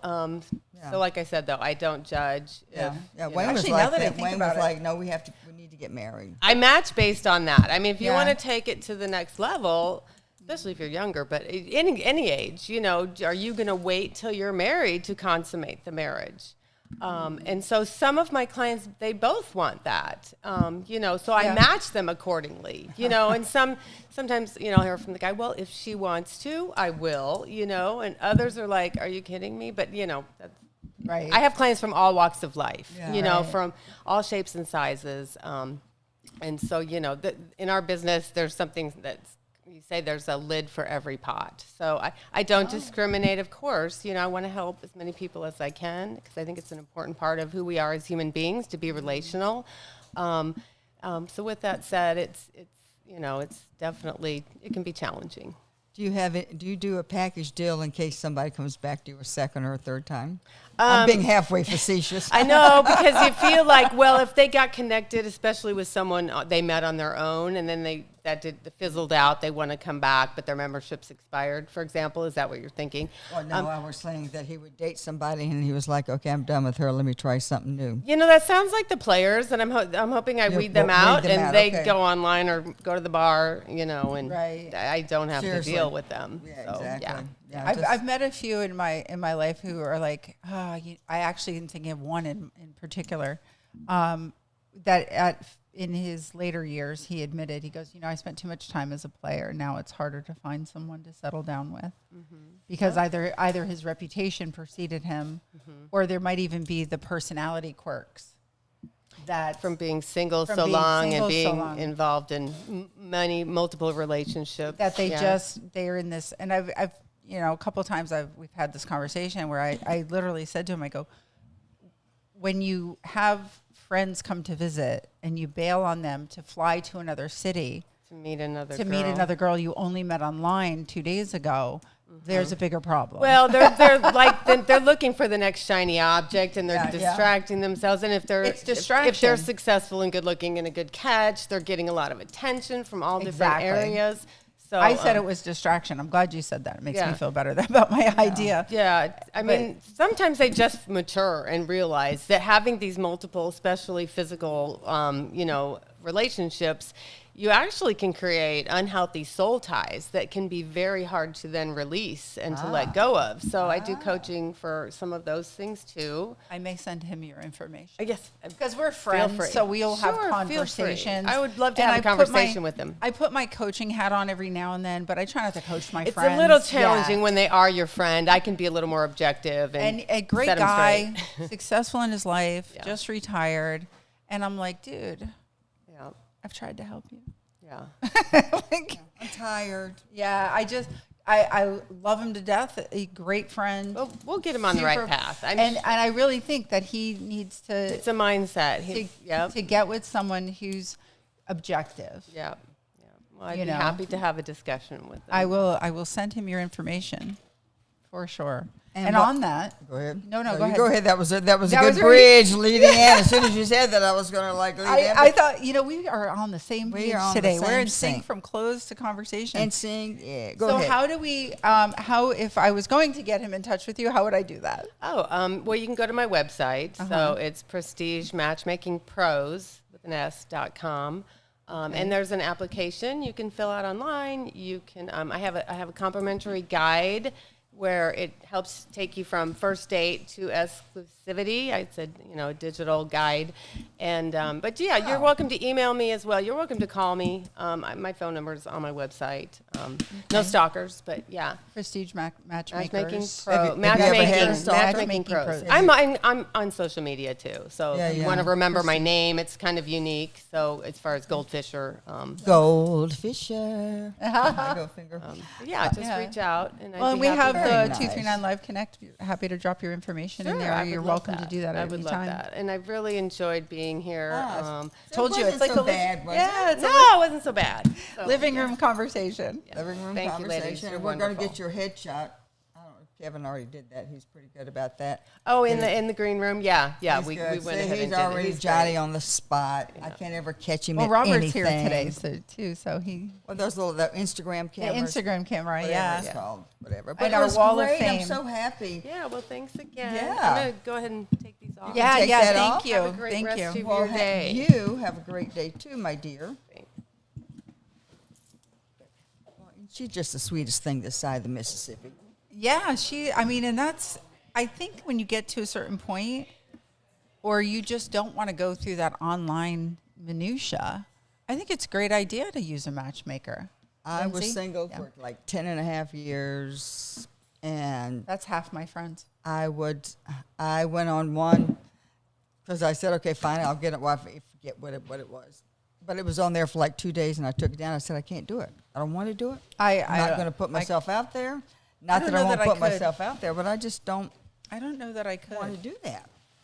I don't know. Yeah. I did it. But, you know, then again, my daughter and my son both met their fiancés on the same matchmaking site. So that's crazy. What is the thing? I'm going to find out. I'm going to find out which one they used. Tinder? Is it Tinder? No, it was something I don't benign. know what Tinder is. It was a very benign one. They both in college. They both were using it. Our next guest is here. We have Lindsay Sigg, who is a young entrepreneur who opened a boba tea shop a year and a half ago in Fort Myers. And while navigating the business path, ended up completely rebranding, transitioning into a Christian faith-based cafe where they offer mochi donuts. I'm going to find out what that is. Look it up right now. Korean corn, boba tea, coffee, and ice cream from our partner, Royal Scoop. It is, I'm butchering this name, I think, Yiwa Cafe. Yahweh Cafe, formerly known as Ice Spot Alico. Ice Spot Alico. And it first opens its doors in November of 2024, so it's new. Oh, this is awesome. Yeah, she's new hopping in there. And Thank you for joining us today, Lindsay. Yeah, thank you. So I have to ask right off, what is a mochi donut? So it's actually mochi. Mochi. See, I'm butchering all the words mochi, here okay. today. I didn't know that mochi. That's okay. Mochi. Mochi is a rice flour base. So we have mochi donuts and then right mochi here. Korean corn dogs. Wait a minute. So it's usually made in Taiwan, which is where we get our flour from. It's going to be kind of gluten friendly because it is mochi, it is rice, but it's a sweeter flour, and it makes the dough very light, fluffy, airy. Oh, I'm going to have to try this. Yeah. So it's not going to be your traditional cakey donut. It's not really thick and heavy. Right. It's just airy. Light and airy. And say the name of the cafe again, because I already... Yahweh Cafe. Yahweh. That means God. Cafe. Yahweh, right? Yahweh. Yes, it's Yahweh. the name of God. Yeah, that's what I thought, and I'm like, I know I'm butchering this because the way your brain sees the letters Of is course. completely different than the Oh, processing. it's supposed to be hard to pronounce. And Korean corn dog. I got to go into Yeah, that. 'Cause go. I'm like, what is a Korean corn dog? Is it wrapped in rice? It's the same flour. Yeah, it's still a rice flour. So again, like your traditional corn dog, it's not going to be thick and heavy. It's going to be very crispy, light, fluffy, things like that. But the fun part is that we add toppings to it. So typically it's half hot dog, half cheese, or you can do one or the other. And then we have like hot Cheetos that go on the top of it, potatoes, ramen, elote, which is like the Mexican street corn. So we do mayo, cheese, nice. tahini on it. Oh, wow. The outside is what makes it something completely different. well, this is quite a unique concept. So how did you come up with this concept? Because it's It's different. yeah. It came from the original business that I had started, Ice Spot. So that is a local business in the Bell Tower shops. I partnered with them first in 2024 to expand and kind of do a partnership. Unfortunately, it didn't work out after a year, so we amicably parted ways. I was then left with a business and needed to change the name, so I wanted to rebrand. And before we had changed from Ice Spot, I wrote Bible verses on the coffee cups. I left out prayer cards, Bibles, things like that. So I knew I wanted to be more faith-based. I was raised Christian my whole life. I really love sharing the Word of God. And so I started looking into more Christian-based names that were cool, that flowed, but weren't in your face. Like, this is a Christian cafe, to scare off any people, I guess. And someone had mentioned at my church my tattoo. So it's YHWH, which is the original lettering of Yahweh in the Hebrew Bible. And I've had that tattoo for a long time. And someone asked me about what it was. And I looked at my boyfriend and was like, that's the name of the cafe. Like that's it. I felt it. So I did the branding and everything after that, and it just, Yahweh Cafe really flowed with me and really sat right with my heart. But I definitely felt called to do something bigger and focus this cafe completely around God. And you're young. How, do you mind me asking? Because it says entrepreneur in her 20s. Yeah. So I'll be 28 next month. Wow. So you've been on this journey, like you said, I want to be an entrepreneur now. Yeah, I went to school for business and small business and marketing. I started out marketing for other small businesses. Wasn't a huge fan of it. Didn't love it. And then actually in 2021 opened a photography studio in Estero, and it was called Express Your Selfie. And so Express Your Selfie? Express Your Selfie. How cute is that? It was a lot of fun. How cute is that? Had that for a couple of years, met a lot of great people locally, a lot of great business owners who I still have connections with today. And then didn't want to work in business anymore. I was tired of being by myself, started working in corporate jobs, realized I still don't like that. And so went back to my final dream, which was opening a coffee shop. I love this concept. Cool. I love that. And I love I was looking up your coffee. Boba? Yeah, we have boba too. You have boba too. What's boba 1? I'm just sorry. What is So we have boba also. So originally the shop did start as a boba tea shop with the mochi donuts, the Korean corn dogs, because Ice Spot is a Korean-based restaurant, right? But then as I changed into Yahweh Cafe, boba tea was still really popular in our store, but I had more coffee lovers in my area. So then I started transferring to the cafe side, which is when we also partnered with Royal Scoop and added full-service ice cream. So we have 26 flavors now through them. Very nice. So boba is a milk tea, fruit tea, coffee, whatever you want it to be. It's a drink base. And then you add little popping pearls or tapioca balls into it, just as like a fun little add-in. You don't have to get it. But we try to use alternative milks. We try to adjust the sweetness level, make it all super customizable for our customers, because everyone likes something a little bit different. But I want to get everybody. I want to help everybody. It's called bubble tea. Yeah, you can also call it bubble tea, which is another way. I'm just looking like, and so that way you drink your tea, then you get little snacks. That would be a great thing to just film people doing that and run all the different ways. Yeah, we have sealable lids, and people are like, love popping the straw inside the lid. They just think it's the most fun thing ever. They're doing what? We have these sealable lids, so it's a plastic lid that goes over, so it's not just a normal one. So you physically have to like puncture a hole into it. And people have great fun doing that? Oh, they have so much fun doing it. I don't know why. It's so interesting to them. That is interesting. Oh, my Lord. Lord. Bubble tea. And I've heard about it, but I didn't know where we could. I mean, I've seen it, on my travels or whatever, but I didn't know there was a place here that we could get it. Oh, that's neat. I will have to try it. I've been afraid to try it. I'm going to be honest. You hear people kind of use sarcasm around the tapioca things and stuff. And I'm like, is it too sweet? Is it kind of sweet? No, the brown sugar one is just lightly sweetened with a brown sugar. And then it's going to be chewy. And so we usually put those in milk teas or coffees. Okay, I can see it in coffee. Fruit popping boba too, which is so good. So those ones are like little bursting pearls, and they just taste like fruit juice. All right. Gosh, where are you located? Oh, there's a picture of your... Yeah, there's my shop. Let's see. We're looking there and there. Oh, how cute. Yeah, so we have little semi-private booths. We have a bunch of cool artwork in there. Lots of different tables and seating arrangements because we also host a lot of Bible studies. Yeah, you do Bible studies and painting, arts. Yeah, we have an art session coming up. I'm really excited for that, a Paint and Praise that's coming up at the end of the month. Paint and Praise. Paint and Praise. You need to send those to us and we'll promote them at the end of the show. We always promote what's going on. But I have a monthly calendar. So Paint and Praise, what do you paint?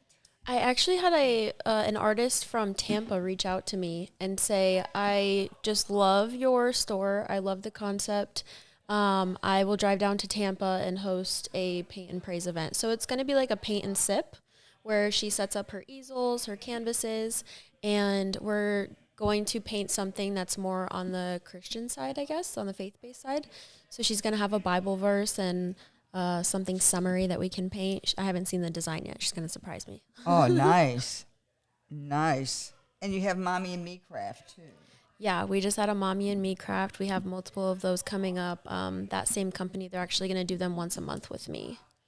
So, fun. Yeah. Yeah, some really creative. Now, tell That's me about creative. Everything about this is creative. Oh, totally. Italian charm bracelet made with Belvita charm bar. What is? Yeah, so this is an Italian charm bracelet. You just pick out your little charms that you like.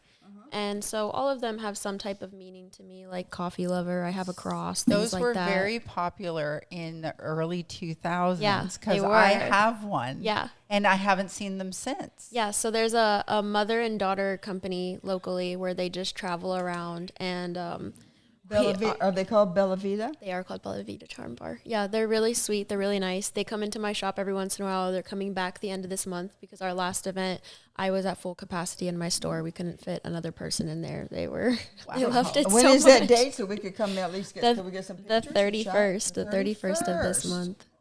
We should go. What is that 31st? What is that date? I'll let you look that up. All right, well, look up the day. We're planning our trip. 31st is a Friday. What time do you do it? She's going to be there from 4 to 8. 48. So, well, there you go. Oh, that's a good time, too. Yes, I'm going to plug that into my little handy dandy. Of course, I may be taking a nap. I won't be able to make it. But the point is. It's 4 hours long. You can come anytime. Yeah. Yeah.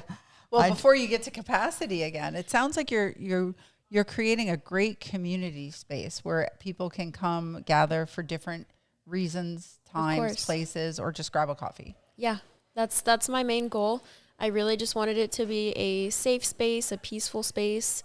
I had Wink News in there yesterday, which was really cool. Oh, how I interviewed fun. with Bianca, and we had some customers in there, and they said, we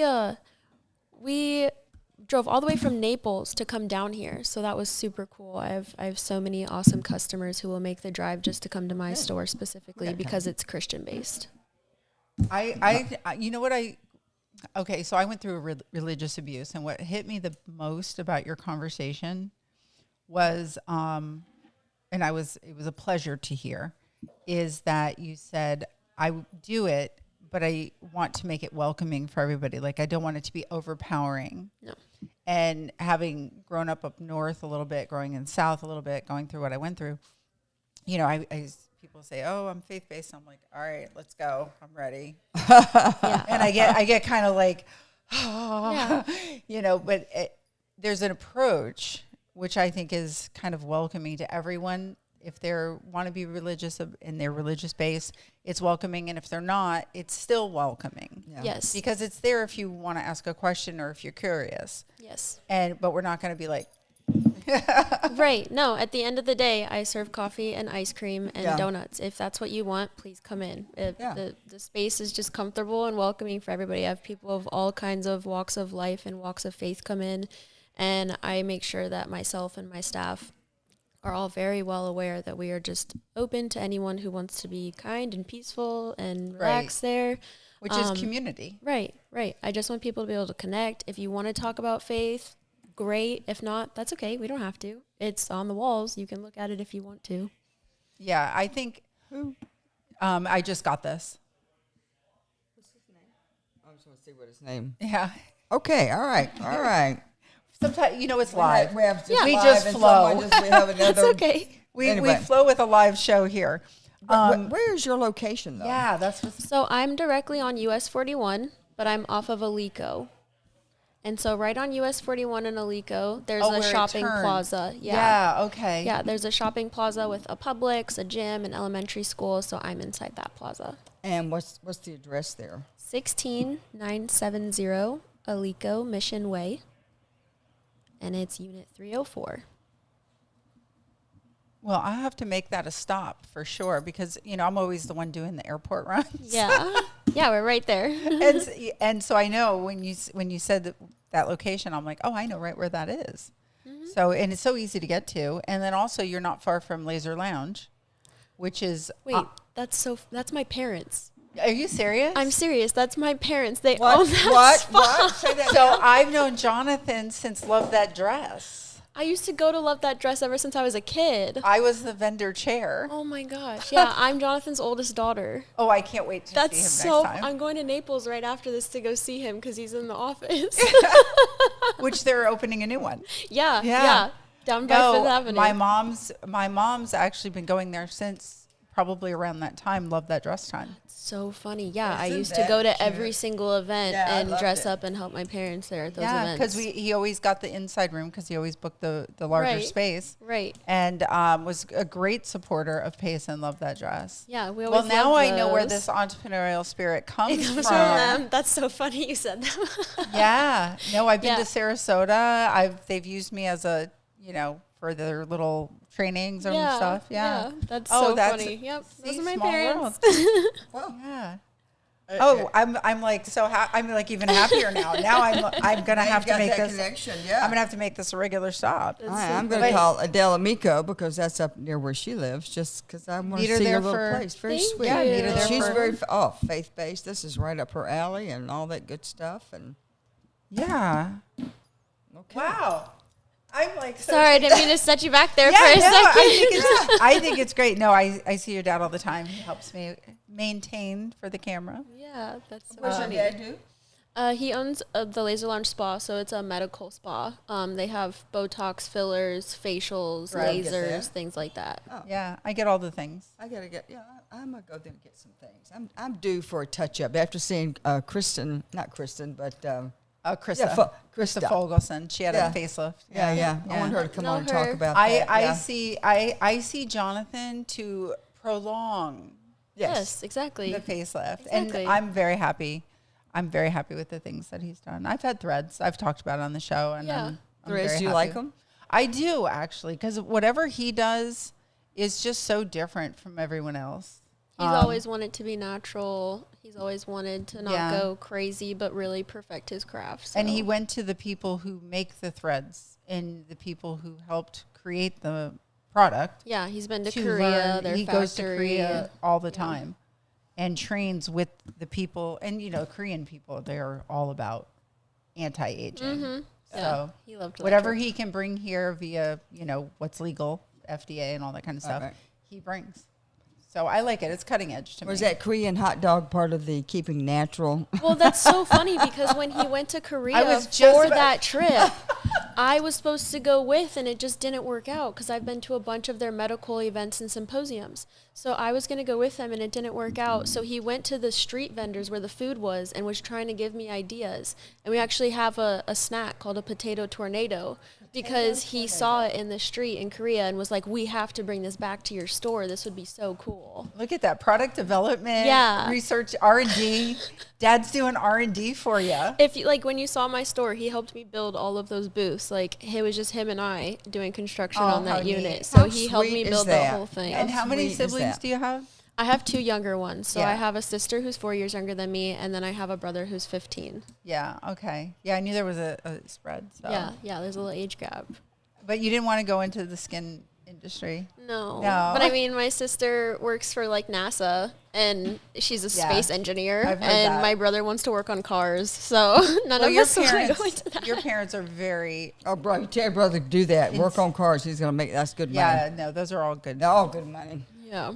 No, well, and then what a great, I have no more words. I've lost them all. I know. When you make that connection, it's like, oh my word, and you never knew. Yeah. No, well, the entrepreneurial spirit, though, then we have a lot of guests on who have it. And when somebody sits in that chair and talks like you have been talking, it's very noticeable that you want this to go somewhere. You have a vision. You also have figured out where the money is going to come from at the same time, Yeah. within the products, what to bring in, what to change. Yeah. And then, but keeping it true to yourself, which we all know authenticity is the way things are getting sold today because of all the creation of AI. I think it's just going to get more like that. Yeah. So you can tell your authenticity is in just looking at the pictures and looking at your menu. Thank you. That means so much to me. No, I can just see it, feel it. Before I knew who your dad was. Yeah. No, I always mention my parents in my business too. Like my mom works on Tuesday nights every night for free for me. Oh, and then, I'll have to come up on a Tuesday night. That would be so good. yeah, I never she's get to working see there her. tonight for me. And then my dad always comes in and helps out. We always talk about business, things like that. I literally give all my thanks to my parents. Yeah, yeah. Oh, but what a great, that to me, that's like an ideal. So it's almost like a family business. Too. Yeah, Really, have your yeah. parents come there and Yeah. hang with you, and then Love it. and just what you're selling, and just even with the spirit, with Yahweh, Christ, and all that. Yeah. Not all that. I'm not trying to be flippant, but I just love the whole concept of it. Yeah. Thank you. Well, this is great. So we know where to find you on the corner of Alico and 41. Yes. And do you have a website, social media? We're building a new website right now, but if you look us up on Maps or Google, the website that's there is our direct ordering channel, so you can read all of our menu items and you can see where we're at. We're also super present on social media, so Instagram is Yahweh Cafe _Alico, and we have Facebook, TikTok, things like that too. Excellent, excellent. Well, we also have the 239 Live Connect, so you're Yeah, welcome connect to to walk. us, honey. You're welcome to drop your information on there too, and Thank keep us you. updated. Post your calendar Yeah. when it comes out every month, Yeah. and it's a growing part of our channel. So keeping contact with our audience. Yeah, I appreciate it. Oh, excellent. Well, thank you for coming Oh, on yeah. today. Yeah, thank you are you. the sweetest thing. Oh, I am gonna have. Adele, get ready for a road trip. And Meredith, we need to check this place out. Yeah, and And Luann Megan, too, and Kristen, and Luann, and Luann. We're gonna get a I'll whole see you crew on to the know about 31st for the event. Well, I'm just really curious. From 4 to 8, so that's the one. The 31st looks like it's on a Friday. Friday. 4 to Friday. 8. Yeah, looking at the calendar. That's very fun. Yeah, I'm super excited. Yeah, we'll have to see about that. And I'll get the camera now that I'm getting to be so handy with it. You're getting good with it. Lois is becoming her own camera crew. Yeah, yeah, my For own those who grip don't and know. everything. Well, thank you so much, darling. Yeah, we thank you thank so you much. guys. Thank you. Appreciate it. Okay. So we have also one more guest, as my daughter's texting me here, things I'm forgetting to do for her. Mighty my soul. All right. Yes. Well, Jimbo booked this wonderful guest for us. Yes.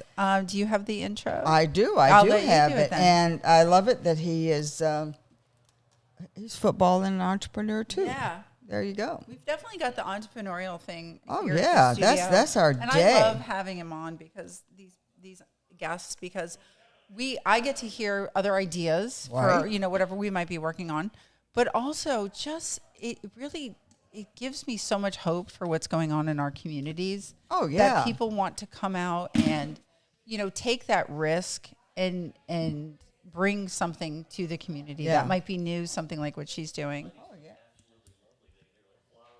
Thank you. Jimbo's given us an outfit compliment. Oh, we even don't- matched the fire today. So we have one more guest on today's show. I will let you do the intro since you have it I up. saw the big guy come in. I'm thinking he must be for the sports show. These are for you guys. Oh, aren't you thank you. Oh, look at that. You're speaking Lois's language. Oh, she that's loves it. I'm getting some new flowers. flowers for the corner. I love flowers. Yeah. I do. I'm going to put them right here. So Oh, look, that everybody looks good can on see. the Well, let me camera. introduce Savohn. How we say Yeah, Savohn. Savohn? Okay. Are you a savant? No. Savohn Hunt is a former collegiate All-American football player who turned his talents from the gridiron to the business room.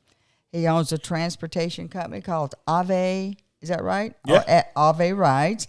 The company serves Southwest Florida and has been in business just over 4 years. Oh, wow. It's a way to support his family. When he and his wife found out they were pregnant, of course, they got their first child, and they were barely scraping by. Since then, he has had the opportunity to grow the company, and over 4 years has grown the business to multiply 6 figures. Wow, and has won numerous awards and was recently named the finalist in the Naples Community Choice Award. Well, Congratulations. Thank Thank you. you. Yes, congratulations. Thank Thank you you, for being here, guys. and thank you, Jimbo, for bringing in this wonderful little treasure here. So tell us, how did you really get started with transportation business? Yeah, for sure. So that's a long story. Oh, you got the goat. Oh, yeah. Shout out to the Goated Golf. It's I one know. of my best friends. We know. I was going to bring I have a Goated Golf Gold Club. You know those. Oh, yeah. I bought it in an auction. You must be pretty good at golf. No, but I like to look good. Hey, that's half the battle. That's You half look it, good yeah. and you play good. Okay, There you go. Hey, sounds like Deion Sanders. Yeah, you know. Exactly right. Okay. Yeah, right. I know.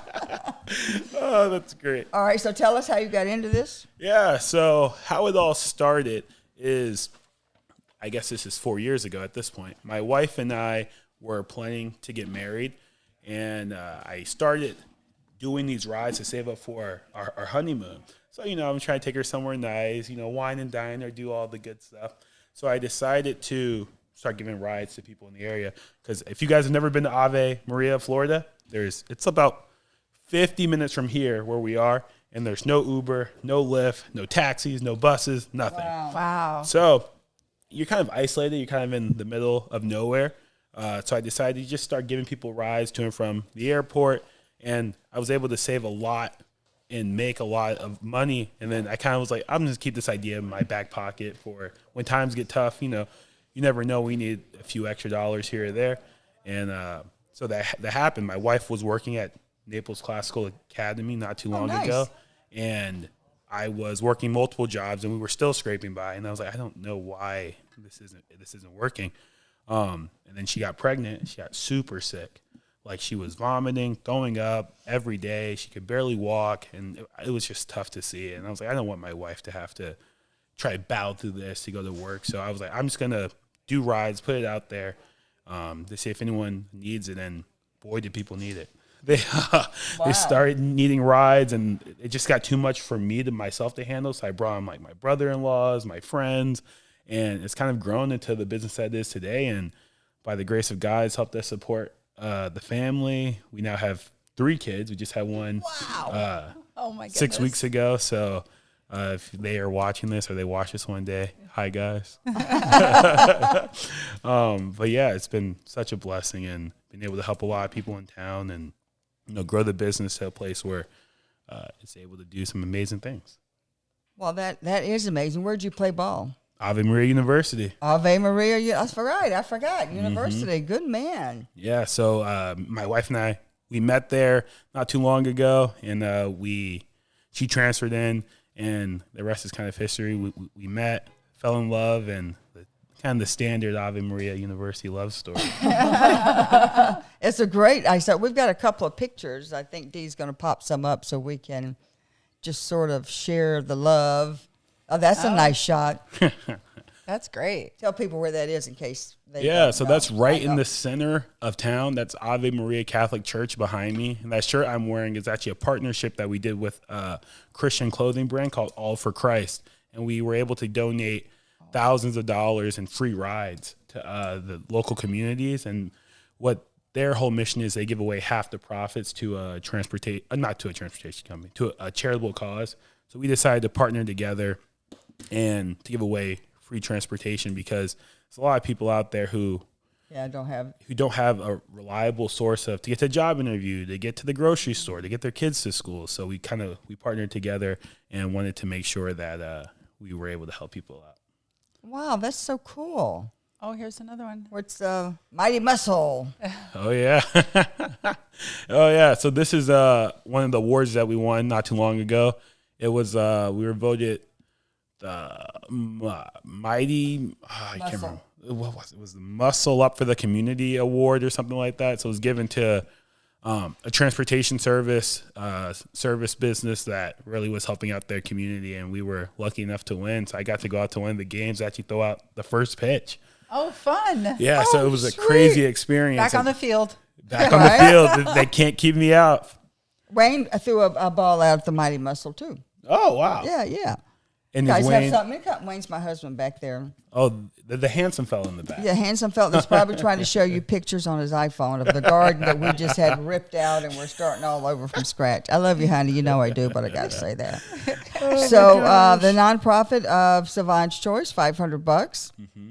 Yeah, so I ended up picking Ave Maria University, kind of wanted to give back to a place that's given me so much, and it really helped me go from a boy to a man, and I figured it was a easy enough option.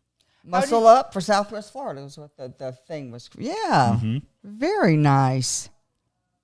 How did you pick Ave Maria to go to? The university? Yeah. So this is another crazy story. But so the head football coach there now, Coach Patterson, he was actually my high school football head coach. Okay. So I'm originally from Maryland.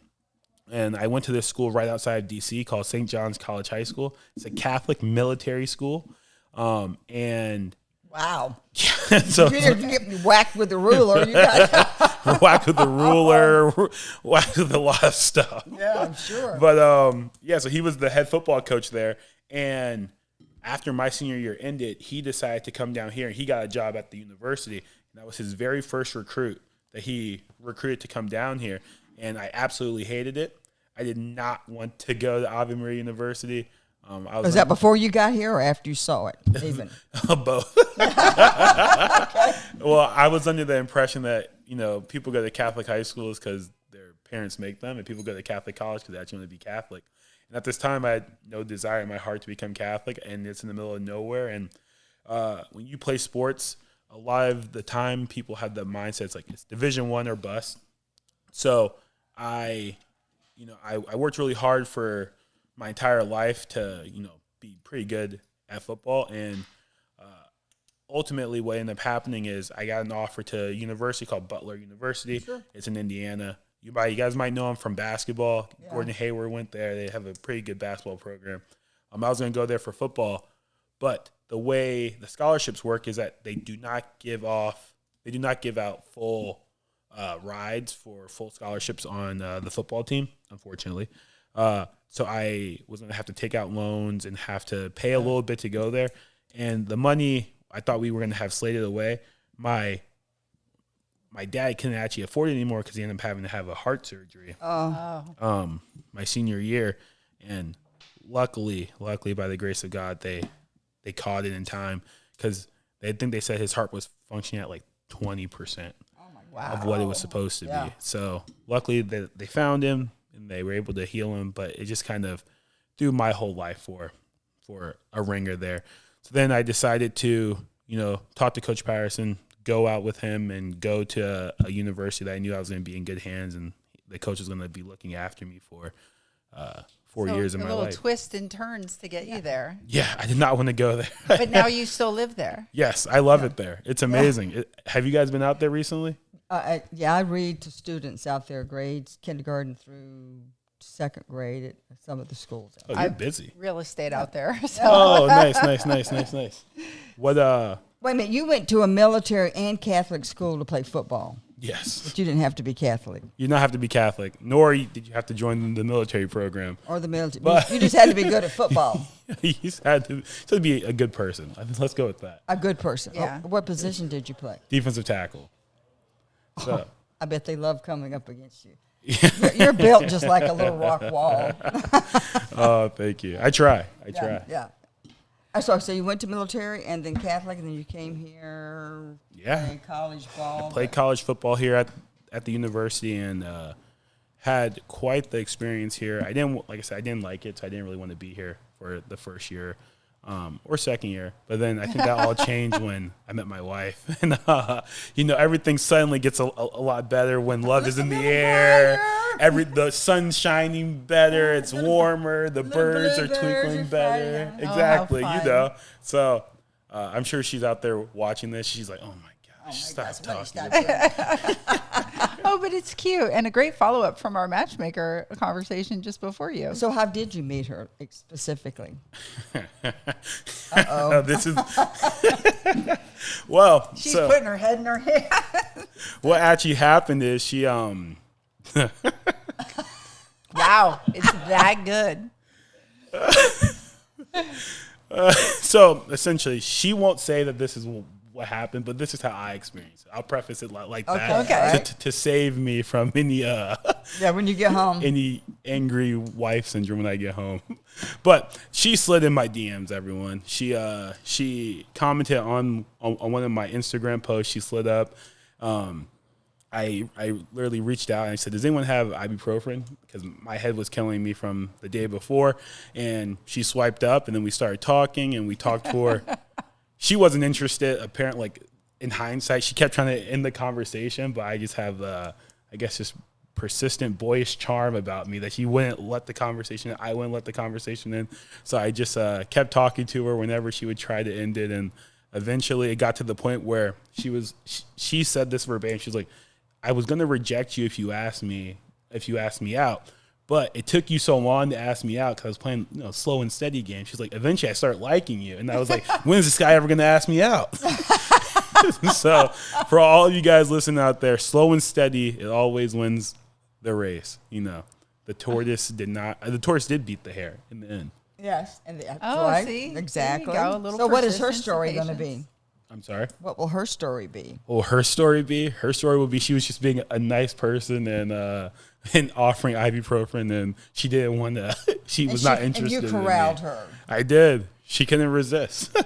There you could. How could you resist that smile, that thank you. personality? The charm. God love you. Oh, yeah, for sure. So what do you find that is some of the biggest challenges to starting a transportation business in a place like Ave Maria, because it is kind of a closed community only because of its location? Yeah, for sure. The biggest is definitely, I wouldn't say it's finding clients. I would say it's probably finding good drivers is where I had the biggest issues. So I definitely made some questionable hires when I was first starting off, and I've been doing damage control pretty much since, because when you're in a service-based business, the people who are in the front of that business, that's who people think. Yeah, that's the image. That's the image, but at the end of the day, the client is going to say Ave Rides did it bad. They're not going to say my driver X, Y, and Z did a bad job. They're going to say don't use Ave Rides because they did a bad service. Right. So it's all going to fall back on me. So I've been since then I've luckily been able to tighten up the hiring protocols, and my wife is really great at this because she'll keep me very level headed, because there'll be people where I think that they're a good hire. She's like, you're falling into this trap again, or like, we've been down this road before, not to do that. So it's always good to throw ideas off of her, because she's so wise and has so much wisdom. And as opposed to me, she sees she's very real, and she's very truthful about everything and about how she sees it. Yeah. Very direct. And I'm very optimistic, and I always see the glass half full, or 3/4 of the way full, actually. I like to say that. And so that's kind of like the way, because I'm optimistic, but I'm really much more of a in your face. It's like, oh, this is not good. Don't do that. So she's like the HR department. Yeah, she's pretty much the HR department. And whenever I'm doing something that is probably dumb, or she's very risk averse, and she's always there to calm me down. But that's a nice balance. That is. Yeah, it is. And we talk about good drivers are bad because you have to have insurance on them. They have to exactly. Speak probably dual languages, bilingual, or at least enough to get your at least enough to get by. Yeah. But what I found has worked the best is just picking really good people, and then obviously making sure that they have their license, and teach them how to drive. Teach them how to drive if they don't already. But picking really good people who are really personable and really sociable, that is 3/4 of the battle. It's like if you can hold a conversation while you're driving, if you can make someone feel loved and appreciate it in that short, let's say, hour-long car ride that you have them, they're going to go tell all their friends. They're going to go tell their family members about the experience that they had. And I'm always of the belief that you go above and beyond for your clients. So I'll tell you this one story. I had a client, and I dropped him off at the airport, and I was also picking him up. When I was dropping him off, it's probably like 5 a.m. in the morning. He's telling me, he's like, I'm asking him questions. I'm like, oh, like, how's your wife? Like, how'd you guys meet? Blah, blah. And then he announces to me that, oh, it's actually going to be like our 10-year anniversary on the day he returns, but he won't be there because he's obviously coming back from a work trip. So I was like, okay, like, and I was like sitting there, I was like, I have to do something. I have to do something for this family. It already stinks that you can't be together on your anniversary, so why not try to make some magic happen as much as I can. So I went out, I got them this anniversary cake so that they can share that moment with them. And that's just kind of the, and he said, I've never experienced so much love and appreciation from a total stranger. And I just try to, apply that to every aspect of our business. We just go above and beyond for the clients, and they'll just keep coming back and back. And it's honestly, it feels good to make people feel good. I don't know, like you guys have been making me feel totally heard and appreciated up here, and I feel amazing. And just it's amazing to make people feel amazing. And I think that's kind of like the crux of our job, is to just make people feel amazing in any industry, and find that amazing piece, that little bit that you can draw people out. Mm-hmm. And just listen. That all That's comes really from big listening. one, right? Just listen. It's just people want to be heard. People want to know that you're listening. Because it's funny. So when I got him the kick, he was like, "How'd you know that?" And I was like, "Well, you told me." He was like, "He didn't remember." He's like, "I did." And I was like, "Yeah, we were talking about it in the car." He's like, "Oh yeah, I did tell you that." And I was like, "Yeah, I just wanted to make sure that you guys had this chance to celebrate, because marriage is a beautiful thing, and being together 10 years is, or I can't remember if it was 10 years, some amount of time, but being together for a long period of time is that's something special.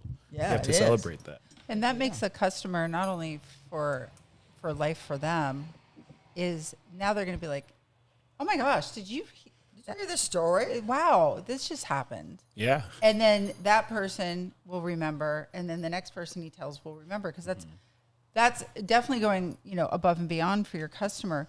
But your customers become your clients, and your marketing, actually. Yeah, they become your free market base. I mean, my mom works for one of the largest transportation companies in Connecticut. Oh wow! Like they've driven. They used to drive CEOs' kids to school, kind of company. Like they've got some things sewn up.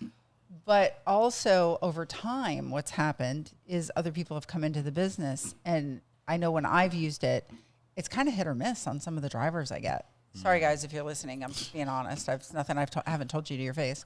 And my mom will even say, like, other people have come into the business and some of the dynamics have changed, where it's lost that we used to. I mean, when I would get picked up at the airport, I knew all the drivers that would pick me up. Or if I didn't know them, they always were like more personable, more knowledgeable. If I took them into the city and I was like, "Oh, we want to go see, do the touristy thing," they knew the touristy thing. Exactly. Now it's like they're using Google Maps, or there's not that personable.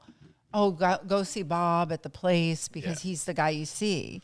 And it sounds like your business is what theirs used to be, which is, maybe you'll get those CEO ones soon. Yeah. Yeah. We've had the privilege of taking some high profile clients in order to, kind of respect their privacy. I won't name them. But, it's definitely, it's open doors. And like I said, just being personable. And one thing I found that our clients love is that they see us at church. They see us at the grocery store. Like, I can't tell them, people come up to me and they're like, "Oh yeah, I've known you for years." I'm like, I don't think I've ever met you before. But they're like, "I see you around all the time. I see your ads." And it's nice. It's like, it's just from being in the town, being present in the town, like putting your face out there, and like knowing like, hey, this is the person who you were trusting to get you to where you need to go when you need to be there in a safe and timely fashion, and knowing that, hey, this is a good person. This Savohn went out of his way to choose this person for me because he trusts this person.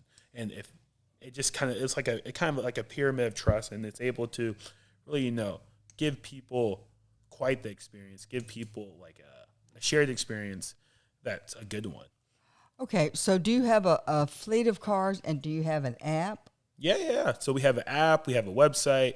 I actually just redid our website. I don't know who's in charge of pulling stuff up, but you probably can't pull it up. I don't know. You guys probably don't have that yet. But no, it's great. It's called averides.com, and then the app is just Ave Rides, the app. It has, and so that's how they just connect with you direct. It's not through Uber or Lyft or any of that junk. Just through your stuff. No, we're going old school here. We're going direct. Going direct. We're knowing who we're getting. I want to own. That's smart. That's really a smart thing. I like owning the property. I like owning like the back end of everything. The CRM. I like owning the intellectual property. I like owning the logo, just because then I have so much more control over the overall experience, and I can curate it so much more. If I was trying to trust a different rideshare service or a different transportation company, I don't know who they're going to send out here. I don't want to be the middleman, and the person who gets out here, or the person who I'm trying to set up one of my long-term clients with, is a jackwagon. Personally, like, I wouldn't want that. And I like I said, I really try to keep good people around me. And I really want someone, like, I always tell would I trust this person to drive my grandma? Would I trust this person to drive my mom? And if the answer is yes, and it's like, okay, that's a good hire. You want quality control. Yeah, exactly. So do you just ride in Ave, or do you That was pick my up next people? question. I'm sorry. Yeah, See, no, we no. think we do that. It's like, You guys are good. she's I wanna make thinking sure we it, cover and that it comes area. in through my mouth. Yeah, there you go. So we actually cover all the way from Miami to Orlando. So anywhere from Miami to Orlando, we sweet. can drop you guys off.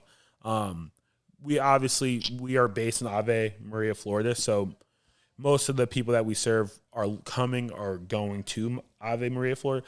But we've definitely done plenty of rides out here. And I literally dropped someone off probably down the street at a chiropractor's office or a doctor's office like 2 days ago. So I was just down here. I was driving here. I was like, oh, this place is oddly familiar. But yeah, we're always driving these streets, and we're just trying to get people where they Well, nowadays in the business too, I from watching where my mom's been at, is back in the day, all the drivers would they'd come in and they'd wait for calls, and it was Manhattan, a lot of Manhattan runs and airport runs, and a lot of they always had on-call drivers. But now you can be on call, but your drivers could live in Naples, they could live in Bonita, they could live in Fort Myers, Exactly. as long as they're quality, and that saves from having just working out of Ave Maria. So really, it's like South Florida. Yeah, South and Central Florida, honestly. Central, yeah. And it's crazy because, like I said, it started off with one Facebook post and a Facebook group saying, hey, I'm Savohn. If you guys need a ride to the airport. I know gas prices are really high right now, so don't waste your gas. Let me waste my gas. Yeah. And then everyone's like, oh, that's a great idea. And Oh, what a pitch. I love that. And luckily, they stuck with us through it all. And, I think we're doing some good stuff out there. So if you guys are ever in need of a ride, you know who to call. I'm excited. Do we get it on the Apple thing, or where? Oh, do we yeah. get it? It's AVE Rides, RIDE. AVE. AVE Rides, and it's an app you can find on That's the right. App I need Store. a space. Yes, you can find it on the App Store. Sorry, I'm trying to. No, go ahead. okay. I'll get it right. I'll get it You right. can find it on the App Store. But I think the best way now to book with us is going to be our website. So averides.com. That's AVERIDES. It's .com. great. It's a really good company. And like I said, I put my name behind it. And if you guys see this video, if you shoot me a call at the phone number or shoot me a message, you're going to be getting me, at least for right now. And you get to hear me, and we'll work the All game where right. need You to can go. ask all the questions that need to be asked, and make sure you get I'm where going you to need find to you. go. I'm not finding you here, but I'm going to find you as soon as we get off this well. Stay No, right I'm here. excited because my mom is always, she's older, she's 79, and sometimes she rents a car and sometimes she doesn't. So when she doesn't, she's always coming into the airport, and sometimes she takes that flight that's at 5 a.m. Oh, Oh, yes. God, yeah. I love my mother, but not at 3 in the morning. And she likes to get there super early. Yes. So I'm sorry, I love you, but not at 3 in the morning. Yeah, now you know who to call. I know Somebody who we You know to who trust. to call. Yeah. Because it is kind of a crapshoot when you're dealing with somebody who's in their 70s to know that somebody's going to put their bag in the back of the car. You And they gotta know, take care of them. and that's like common kind of- courtesy. At least I think so. Listen, I part got of their I got job. an Uber Sorry. in, where was I last? I got an Uber someplace recently, and they picked me up at the airport, and I had two bags when I came back from California, actually, and they're looking at me, and I'm looking at them. The guy he wouldn't even get out of the car. Oh no. And I'm like, That's you're crazy. doing an airport run, Yeah. and I can do it. I just don't ask me for a tip. Yeah. They've already Because got their pay and their little thing. yeah, because I'm like, I'm just not gonna do it. But It's thanks the for the little ride. things. Okay. It's like picking up someone's bag, putting it in the back of the car, coming to the door and knocking instead of texting, hey, I'm here. It's like, hey, I'm here is the easy way to do it. But you know how happy you'd be if someone came to the door. See, that's what the transportation service in Connecticut does. They come to the door. The app sends a message. Yeah. But then they come and see if there's anything you need carried. I've seen people carry all the baby stuff and the stroller out to the car. When it just helps. It just makes the day go a little bit smoother. So this is great. And so averides.com is the best way to get a hold of you. Lois is going to get I'm this. still playing. I'm just She's like, going to get Here, this you want me to help app. you? Here, go ahead. Here, find that for me while we close out the show. There we go. Yeah, stay All with right. us. Stay with us. Okay, hang on here. Well, we have reached that magical hour, a little excuse me, a little extra. This was a great day. Yeah, we have some great. Well, we always have great guests. I know. I'm real glad to see this young man in here. Yeah, we've got matchmaking, boba tea. You got somebody to drive you to either go to the place. Yeah, or you the can matchmaker? drive There we somebody go. to go to the boba place to meet the person the matchmaker had, and then Chuck can come and do a documentary on While it you're eating a Korean hot dog. while you're eating a Korean hot dog. It's a one-stop shop. We put it all together on this show. All right. 239 Live closing out with Kristen, Madam D, and Jimbo is over in the corner there. I call him Jimdo. Okay. Have a great week, and we will talk to you soon. See you guys. Bye.